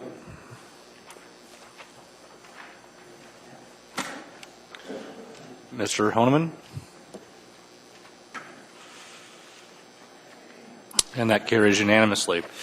That brings us to item 14F, AO 2014-110, Ordinance Anchorage Municipal Assembly, repealing Anchorage Municipal Code, Chapter 1035, solicitations, and amending Section 14-60-030 to delete associated fines. There's also an S version, which is item 14F1, both brought to us by Assembly Vice Chair Trainee. This is a public hearing. If you wish to speak to us on this matter, please come forward at this time. Seeing, hearing no one, public hearing is now closed. Moved and seconded. Ms. Demboski. Thank you, Mr. Chair. I'd just like the maker to just speak to it for just a moment. I kind of wanted a little background on where this is coming from. If you take a look at line 11 through 15, This is already being done by the state since '93. Right. We're just duplicating what they do. Okay, The so clerk's just, office asked us to get rid of this. just giving some parity. What? Just giving some parity. Yeah. Okay, Because the thank you. state's already handling it, so we don't need to do it. Wonderful. Get rid of it. Thank How you. often do politicians ask to get rid of a law? I like it, Mr. Trainee. It's a special occasion. I see no one else in queue. Please proceed to vote. This is on the yes, Yes version, version. sir. Actually, Yes. Thank you. and that brings us, that's approved unanimously, which brings us to item 14G, 2014-227, resolution to Anchorage Municipal Assembly, approving alcoholic beverage control use for a beverage dispensary use and license number 1456 in the B3 SL General Business District with special limitations. Waive reading. Thank you very much. This is the license for, help me out here, Mr. Bossi, Piccolinos?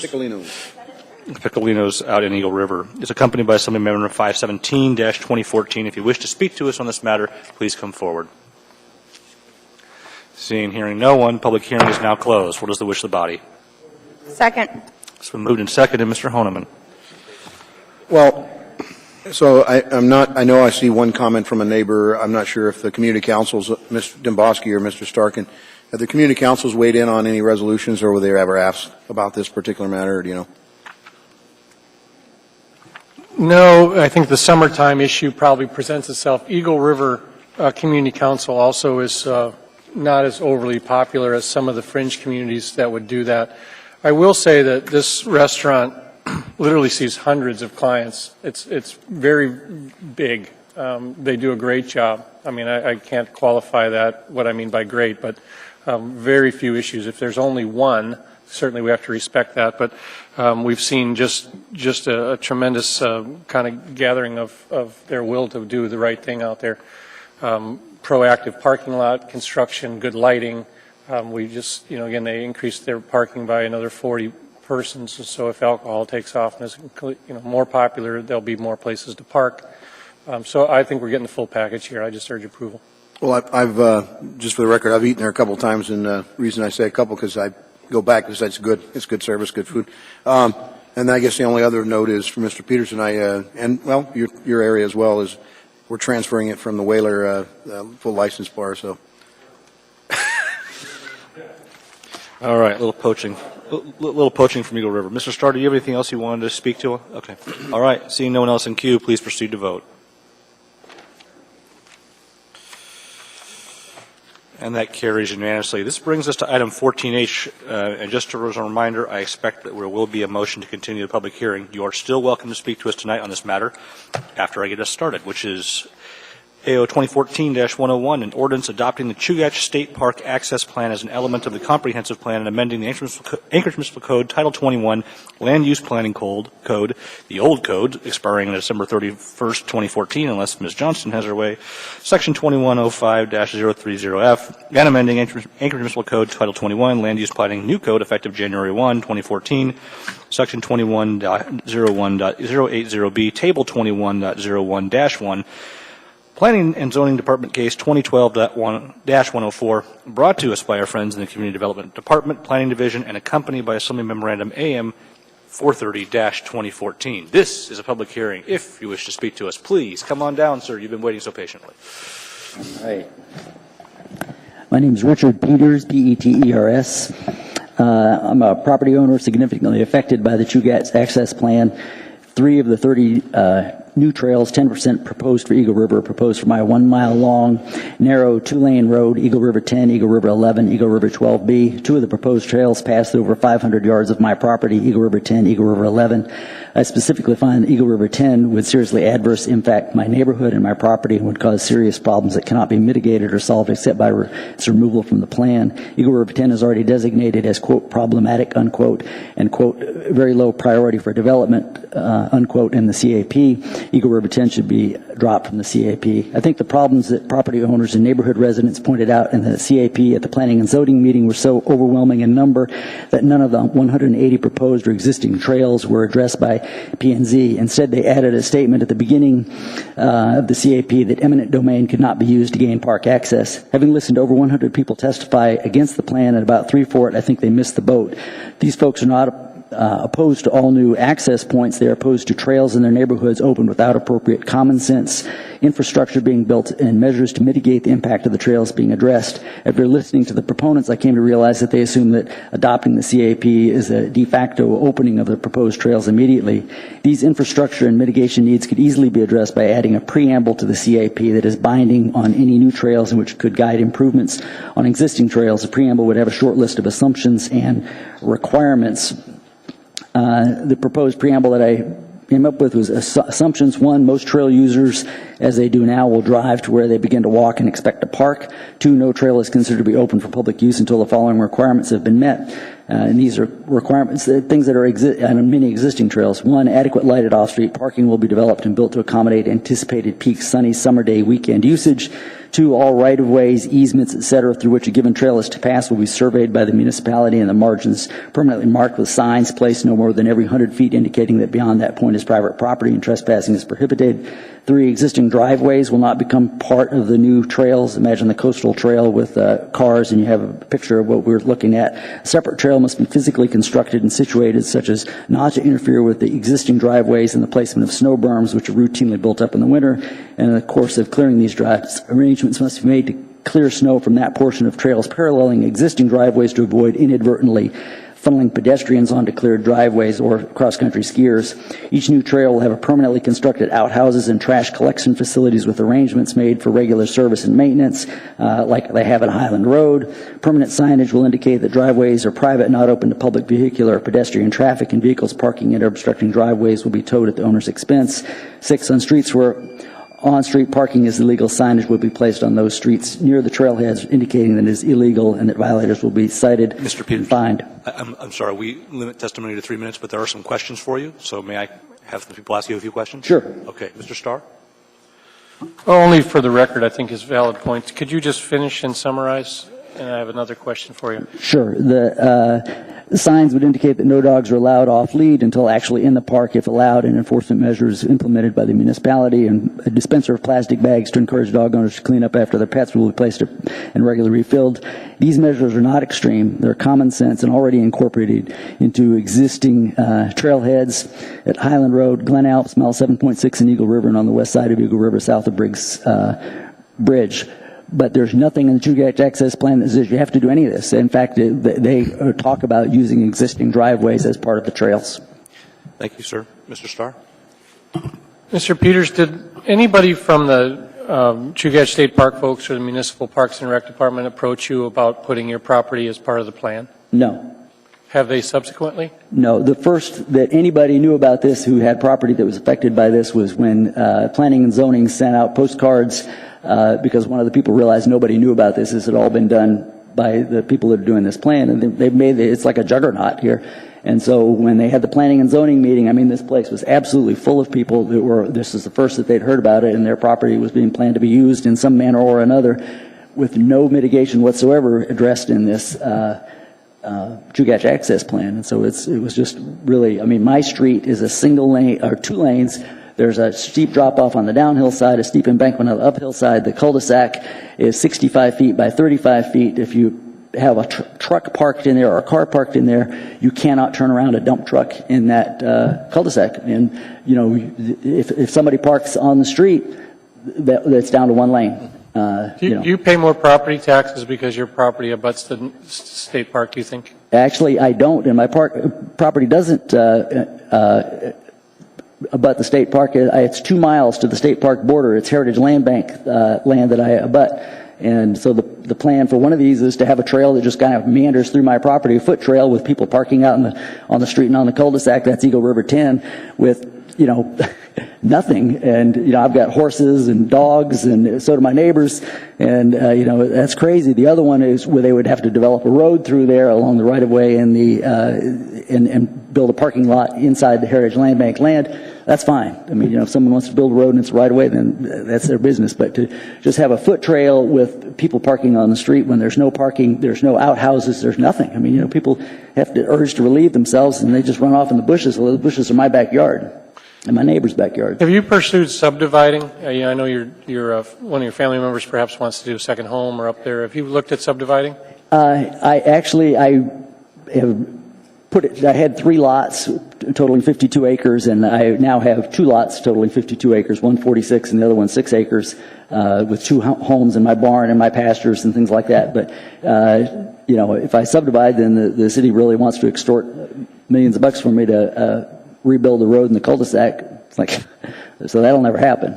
And I've already been down that road and like, nah, not going to happen. And they would require that as part of the conditional for the subdivision to access the park? Is that what you're thinking? Well, the concern is that,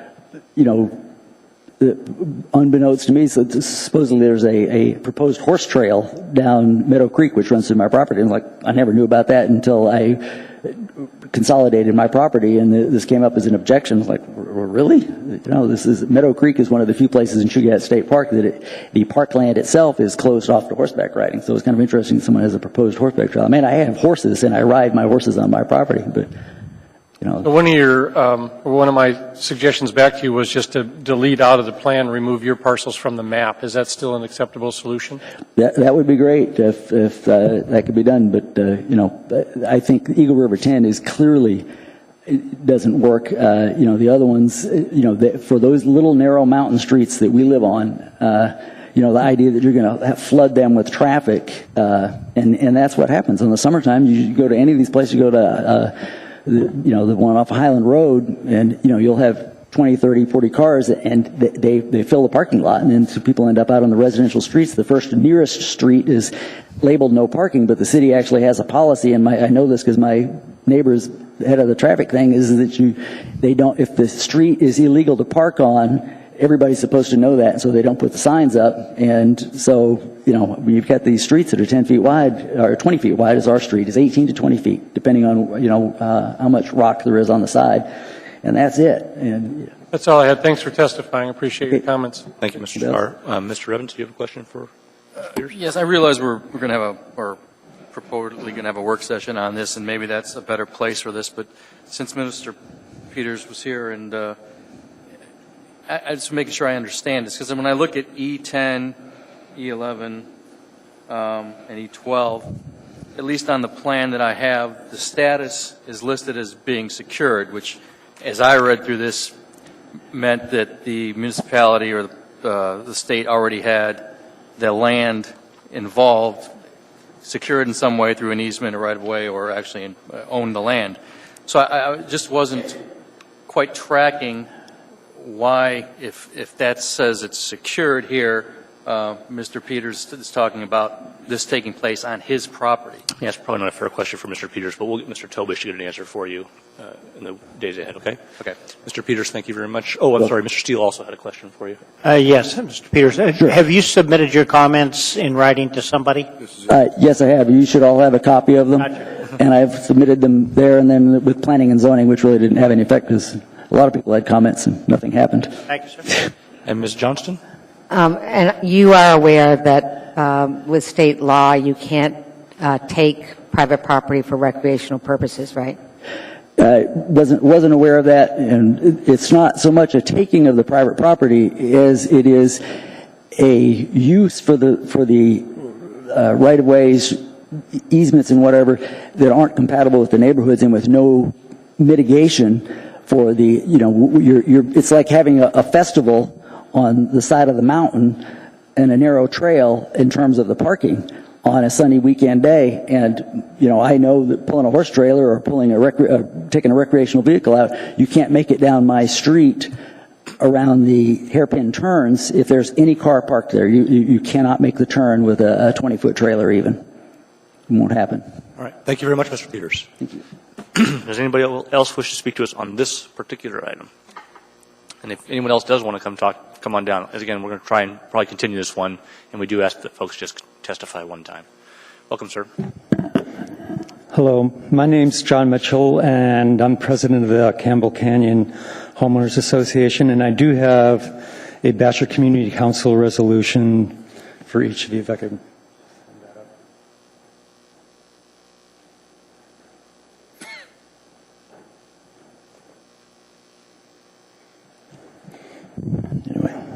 So, Campbell Canyon is in Succogan Heights.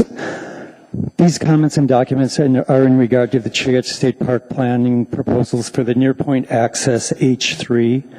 Since 2008, our neighborhood with the Nearpoint Knoll Homeowners Association and the Bachelor Community Council have been involved with DNR on the issue of access at the proposed Nearpoint trailhead. We are supportive of access and parking at this location. Our difference with DNR is the scale and location of the road and parking lot in these planning documents. Bachelor Community Council supports access at the existing H1A Dome Trailhead, which supports 12 vehicles, and more vehicles have been parked there at times, and at H2A, which is a proposed 2 to 6 car, small car parking lot. Let's see. DNR has rejected Bachelor Community Council recommendations in favor of building a road and parking lot farther into the parcel at H3. The increased traffic, fire danger, vandalism, law enforcement problems, drainage, and related issues, along with the expense to the city and state, are not warranted for access into this area. DNR, through its representatives, have stated verbally and in writing that they would work closely with the community through the Community Council. At present, I can state that DNR has been ignoring community input on access and trail development at the Nearpoint property. I would hope the Assembly would accept the Bachelor Community Council recommendation for access and trails at Nearpoint. I think that's it. Thank you very much, sir. Mr. Honeman has a question for you. I just wanted to thank you for the call, and also I got the email, and so I do intend to try to move these as attachments to make it on the record. So. Okay. Thank you. Thank you, sir.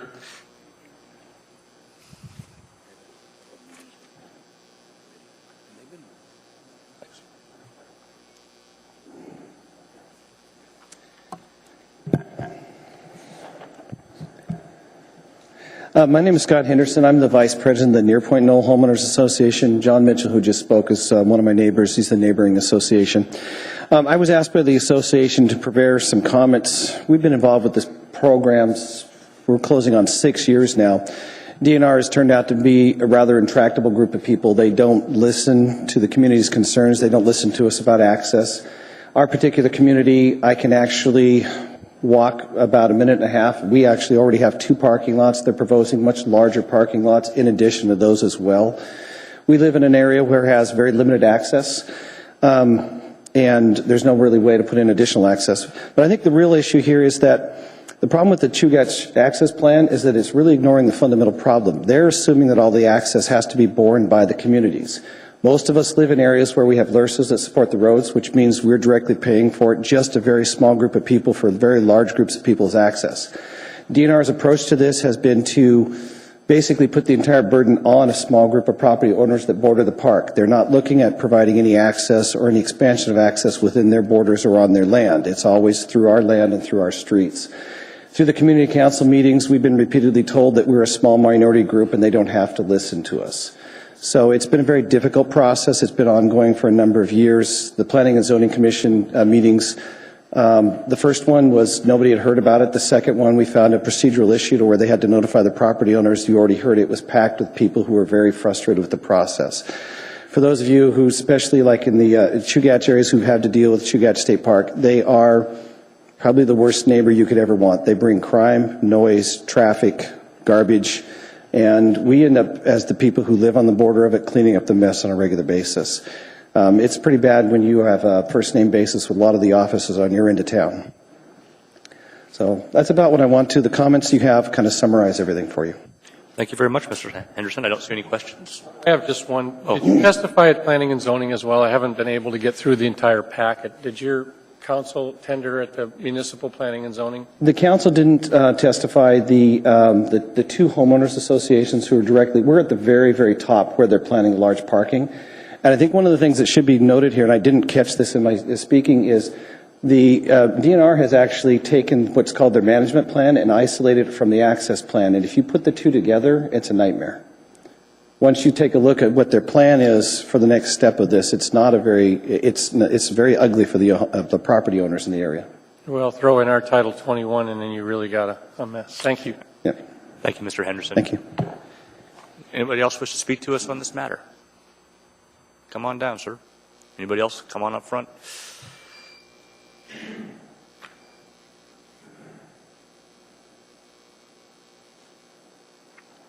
Hello, my name is William Fryer, and I don't have a handout for you, but I do enjoy using Chugach State Park. And as you've heard testimony tonight, almost all of the trailheads have a limited amount of parking, and on many of the nice days when the community of Anchorage would like to get out and use the park, the parking lots are filled up, and if they park on the street, they may face a $200 fine for wanting to get some exercise and some enjoyment from the park. With 450,000 acres, it's hard to conceive that we can't get enough parking space for the people of Anchorage that would like to use the park. And I'd just like you to consider trying to talk to the state park representatives and the commission to try to get more parking for people so they don't have to stay home and not use it. That's all I have to say. Thank you. Thank you very much for your comments, sir. Beg your pardon? Thank you very much for your comments. All righty. Any questions? I don't see any. Good evening. Oh, Mr. Starr has one. I'm sorry. No, it's just... Oh, okay. Mr. Starr, does anybody else wish to speak to us? Ma'am, come on forward. My name is Amanda Holtz, Hults. I am a park supporter. I am not fortunate enough to live abutted to Chugach State Park, so I am fortunate that there is some access to Chugach State Park for me to use as well as the rest of the public. But as has been stated, a lot of these trailheads that are reserved are fairly used heavily, and so there is a problem with finding parking sometimes. And so the idea with this was to provide more access so people like myself can use my public resource. I wanted to get on record that I support the plan as it was the public hearing draft that was presented in front of the Planning and Zoning Commission. The recent amendment, I think it's on a page, on Exhibit E, page 13, the Planning and Zoning Commission wanted to put some new language in the plan, and it kind of, in my mind, defeats the whole purpose of the plan. It states that the Chugach State Park will have to get written agreement with landowners within 5 years, or that access point would drop out of the plan. To me, that doesn't make a whole lot of sense, because if we currently, the situation is the owner could go and voluntarily give an access, and historically that has not been the case. We've been seeing access being decreased throughout the park to get to the park. So by having that little clause in there, it seems like no landowner would voluntarily, sign an agreement. Why would you do that? It'll just drop out of the plan within 5 years. So I would request that you go with the staff's recommendation to, I guess, modify the language on page 6 of the packet you were given, I guess. That language seems to be more planning-like. I have never seen this language in any other municipality plans, like a trail plan, where if the municipality is required to get approval or written agreement from the landowner. So that's just kind of an interesting language that I think doesn't make sense in a plan. We plan for a reason.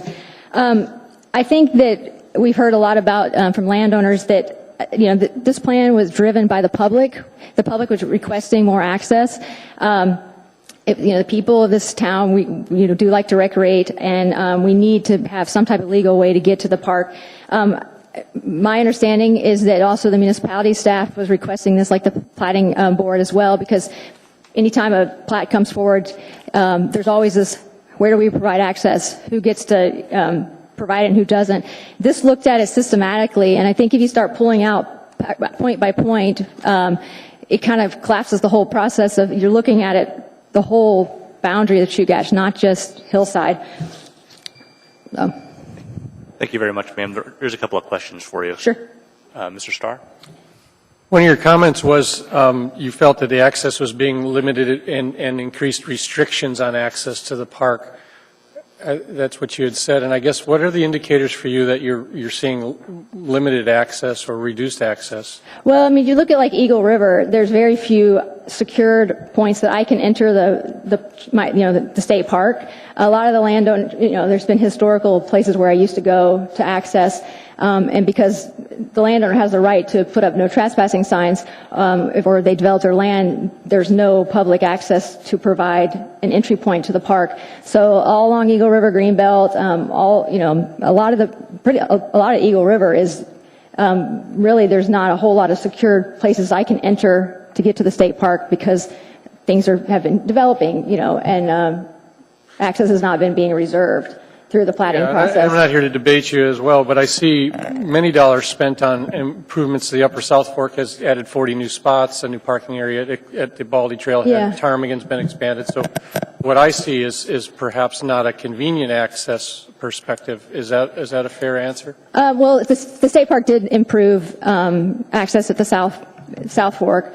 Ptarmigan, I'm trying to think of what that one is. New pavement or new graveling, expanded parking for Ptarmigan down off of Upper Glen. It's okay. I just wanted to have you clarify your statement on continued restrictions from that if the state was pulling back or if you felt that the private property owners were. Well, I just think it's, as things get developed and there's a lot of places like the Eagle River Greenbelt is one of the few places in Chugach State Park where the park boundary actually goes into the community, where pretty much every access to get to Chugach, you have to go through somebody's property, either via a road right away to get to the park. And so as things are continually subdivided, if it's not a reserved public access somehow, then that area has been cut off for me to get to the public land. I'm sorry if I'm not making myself clear. No, I get it. I'm It's a little just the nervous. nature of private property, I think, is that. So we appreciate your comments. Thank you. Okay. I see no Any further other questions. Thank you very much. Pardon? Okay, thanks. Anybody else? Okay, with that, may I please have a motion? Mr. Starr? Continue the public hearing. My challenge, Mr. Chairman, is that 2 weeks. My request for a work session would also come with concurrent with the continuation. But I'd really like to see the representatives from the state be organized from that. We're in a unique position here, having to sort of drive a municipal plan around state input. A lot of the work sessions in the field gathering data was done by the state on behalf of that, and I haven't been able to talk to them. Okay. Mr. Tobish? And So, my point on a 2-week delay would be fine. A month would be better. I don't know if there's any hurry. Yeah, Mr. Tobish, you heard the request. Is it possible to have our friends from the State Division of Parks available at the work session on the 23rd? Yes, Mr. Chair, we could. Okay. On the 23rd. Sorry, Yeah. the 19th. 19th? The 19th. Yes. The meeting's on the 23rd. My mistake. Yes, the 19th. Yeah, we'll schedule it for sometime that afternoon. Mr. Starr, that's good enough? Fair enough. Okay, thank you, Mr. Tobish. So moved and seconded. Mr. Trainee, do you have a comment? Just that the date was going to be moved. He didn't say a date earlier. It'll be continued to the meeting of the 23rd. That's acceptable to you, Mr. And Starr? then we'll have a work session right after, I think, the school board meeting we've got with them. The clerk's setting it up. Okay. The motion is to continue the public hearing to the 23rd with a work session on the 19th. Please proceed to vote. Okay, that brings us to item 14H.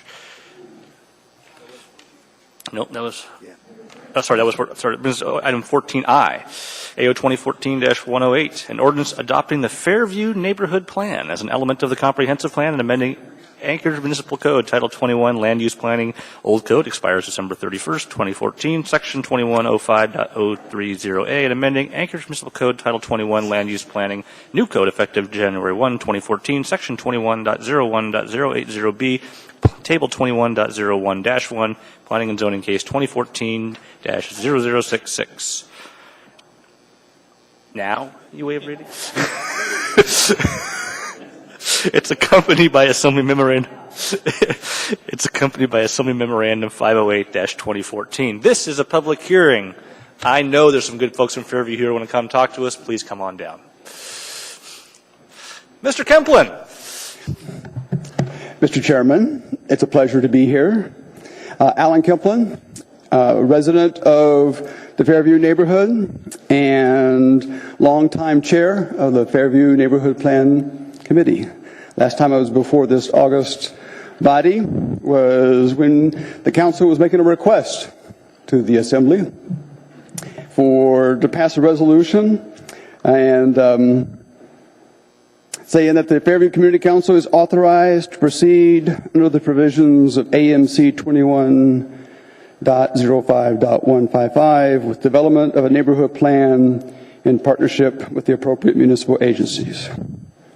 So I went and got this, had it framed. So 2006 is when the Assembly passed that resolution. One Assembly member remembers it, Assemblyman Trainee. But I think everybody else has been changed. So it's been taking us a long time.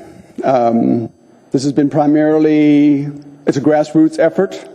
It's been a lot of volunteer hours, a lot of pro bono, efforts been into it. We've had some very thorny issues that we've had to wrestle to the ground.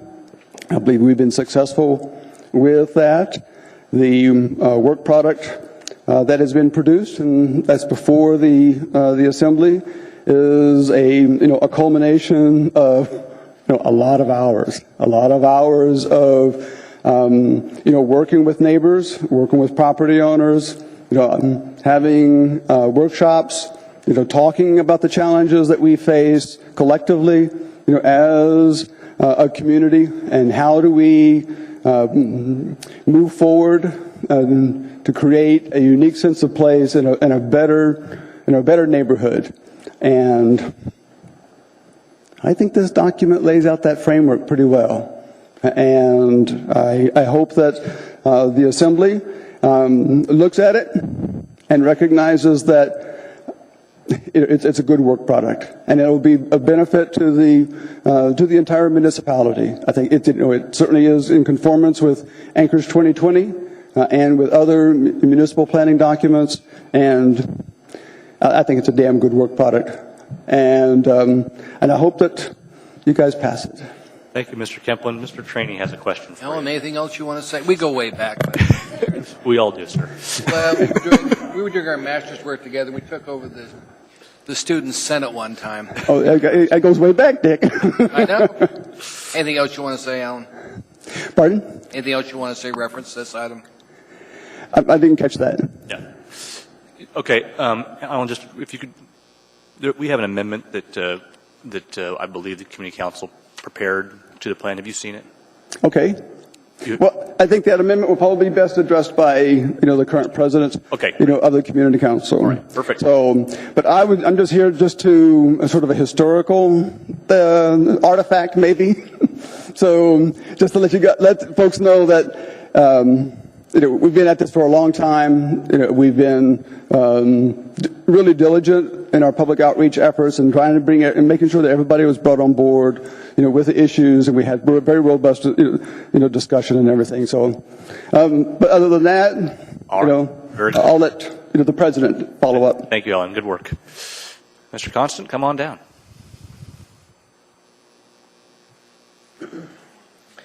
Good evening. My name is Christopher Constant, and I am currently the president of the Fairview Community Council, which is a great pleasure at this time. My job, I know it's early to say thank you, but in advance, I want to say thank you to this body. About 5 years ago, I came up here, it was like 11 at night, maybe close to midnight on a long meeting, and I said, you're going to hear a lot about Fairview coming up in the near future. This plan is the express will of the neighborhood. It's been developed clearly and in coordination with the planning department, Ms. Wong and their team, the long range planning. We're really grateful for all of their guidance and assistance in the process. Long before I came to Fairview 6 years ago, this project was well underway. So it was a decade and a half of work before you. We believe strongly that this document is a foundation for the work that's coming. You have heard much from us in various settings about the work that we're doing. You recently passed a tax abatement policy for the heart of our neighborhood so that we can get this party started. You're tackling the inebriate problem with an action-based group, a group of your members. The first time that's happened, we've had task forces since 1981 asking what's to be done. What's to be done continues to be the question, but I believe that this is the time we're going to see action. We're partners with you on all of these things. We went to Juneau this year. We secured $4 million to bring to that question. We believe in our neighborhood, and now with this plan, we're asking you to believe in our neighborhood as well. Thank you. Thank you, Mr. Constant. I don't see any questions. All right. Anyone else want to come speak to us? Seeing and hearing no one, the public hearing is now closed. Move approval. Second. It's been moved and seconded. There is an amendment. He's going to make the amendment. It should have been passed out, Mr. Starr. It was on your late on the table items, item 14I. Okay. Mr. Trainee, will you kindly move this amendment? Oh, I'll move it. You move it. Yeah. Mr. Chairman. I'd move a proposed amendment to AO 2014-108. It's entitled Amendment to Fairview Neighborhood Land Use Plan Map. Is there a second? Second. Moved and seconded. Just to summarize, Mr. Chairman, this was a final piece of the puzzle that the Community Council approved a couple months ago, and it didn't have time to be incorporated in the planning and zoning process, and they've asked us to put it in here. That's all. Mr. Starr, sir, on this amendment? Yeah, the mixed-use definition, rustic goat kind of comes to mind from a mixed-use exampling. What did the community say their definition of mixed-use looked like? Mr. Constant, would you kindly come forward and help answer that question for me? Thank you, Christopher Constant, again. Some months ago, the council was asked to develop a land use plan map, and the land use plan map identified the corridor that is the tax abatement zone as a mixed-use development area. And that mixed-use development, if you look at the plan, I'm not sure the exact page is really clearly defined. There's a whole paragraph that describes the nature of it, but the intention of that is to see businesses that are pedestrian-friendly and that serve the neighborhood. And so we would like to see substantial development in that corridor that fulfills that role, which has a commercial and a residential function. Now, the amendment is addressing an oversight somehow between our adopted plan and the plan that came out in the public, the document for the public hearing. Those lots were somehow eliminated. It was just a scrivener's matter. And so the council addressed the question in a formal vote and said we would like to have those incorporated back into the plan. The planning staff said that they would do that, and here we are with an amendment before you to fix what the community had asked to have addressed. Mr. Starr, sir? No, it's just, we have various ways to do that, change into allowable uses by zoning district or just pure out rezones. And so I don't mind having that, but if somebody takes this off the shelf from later on and says, hey, that's approved for mixed use, my challenge is what's the intention of the mixed use from that perspective? Because where the rubber meets the road as a developer, somebody's definition of a counter approval of mixed use says, oh no, you've got to have lots of open space, or you've got to have a sidewalk where there isn't requirement for that in a residential district. So I just want to be very cautious that we don't get into first a rustic goat problem, plus an expectation that a property owner has to do something that isn't really there because you say you want mixed use. Thank you. And if I might just briefly on that point, sir, Mr. Chair, the issue that you speak about is the next phase of our effort, and we'll be coming back to you through the planning department, is to do an overlay district. We were working with planning and zoning, and they told us it would be wise for us to avoid getting to that level in the process without additional public outreach. And so this specific element is literally just tying those lots to the hole that is already identified, but we do, with clear intention as our next step with this plan, intend to come back with an overlay. Yeah, I'd be happy to help consult because I was active in writing one for the downtown Eagle River corridor, and it's been relatively successful. Yeah. So Thank you, sir. There are no other questions. And I thank you very much. Other questions from assembly members on this issue? If not, Madam Clerk, please call the voting up. It's on the amendment. There you go. That is approved. 11-0. All right, that brings us back to the original motion as amended. Is there further discussion? Seeing and hearing none, please proceed to vote.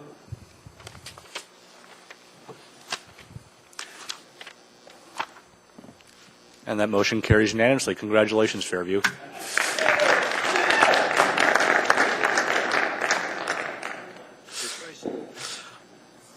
All right, that brings us to item 14J, resolution AR 2014-222, a resolution of the Municipality of Anchorage appropriating $325,543 to the State Direct Federal Pass-Through Grants Fund 231 as an Alaska Community Transit Reimbursable Grant Project Agreement when tendered from the State of Alaska Department of Transportation and Public Waive reading. This is for transit planning. This is a public hearing. If you wish to come speak to us on this matter, please come forward. Seeing, hearing no one, public hearing is now closed. What is Second. moved and second? Is there discussion? Seeing, hearing none, please proceed to vote. And that motion carries unanimously. That brings us to the conclusion of our agenda. This is an opportunity for audience participation. If you wish to come speak to us on a matter that was not previously discussed this evening, please come forward at this time. Seeing and hearing no one, may I have a motion? Move to adjourn. Second. We are adjourned. Don't need second.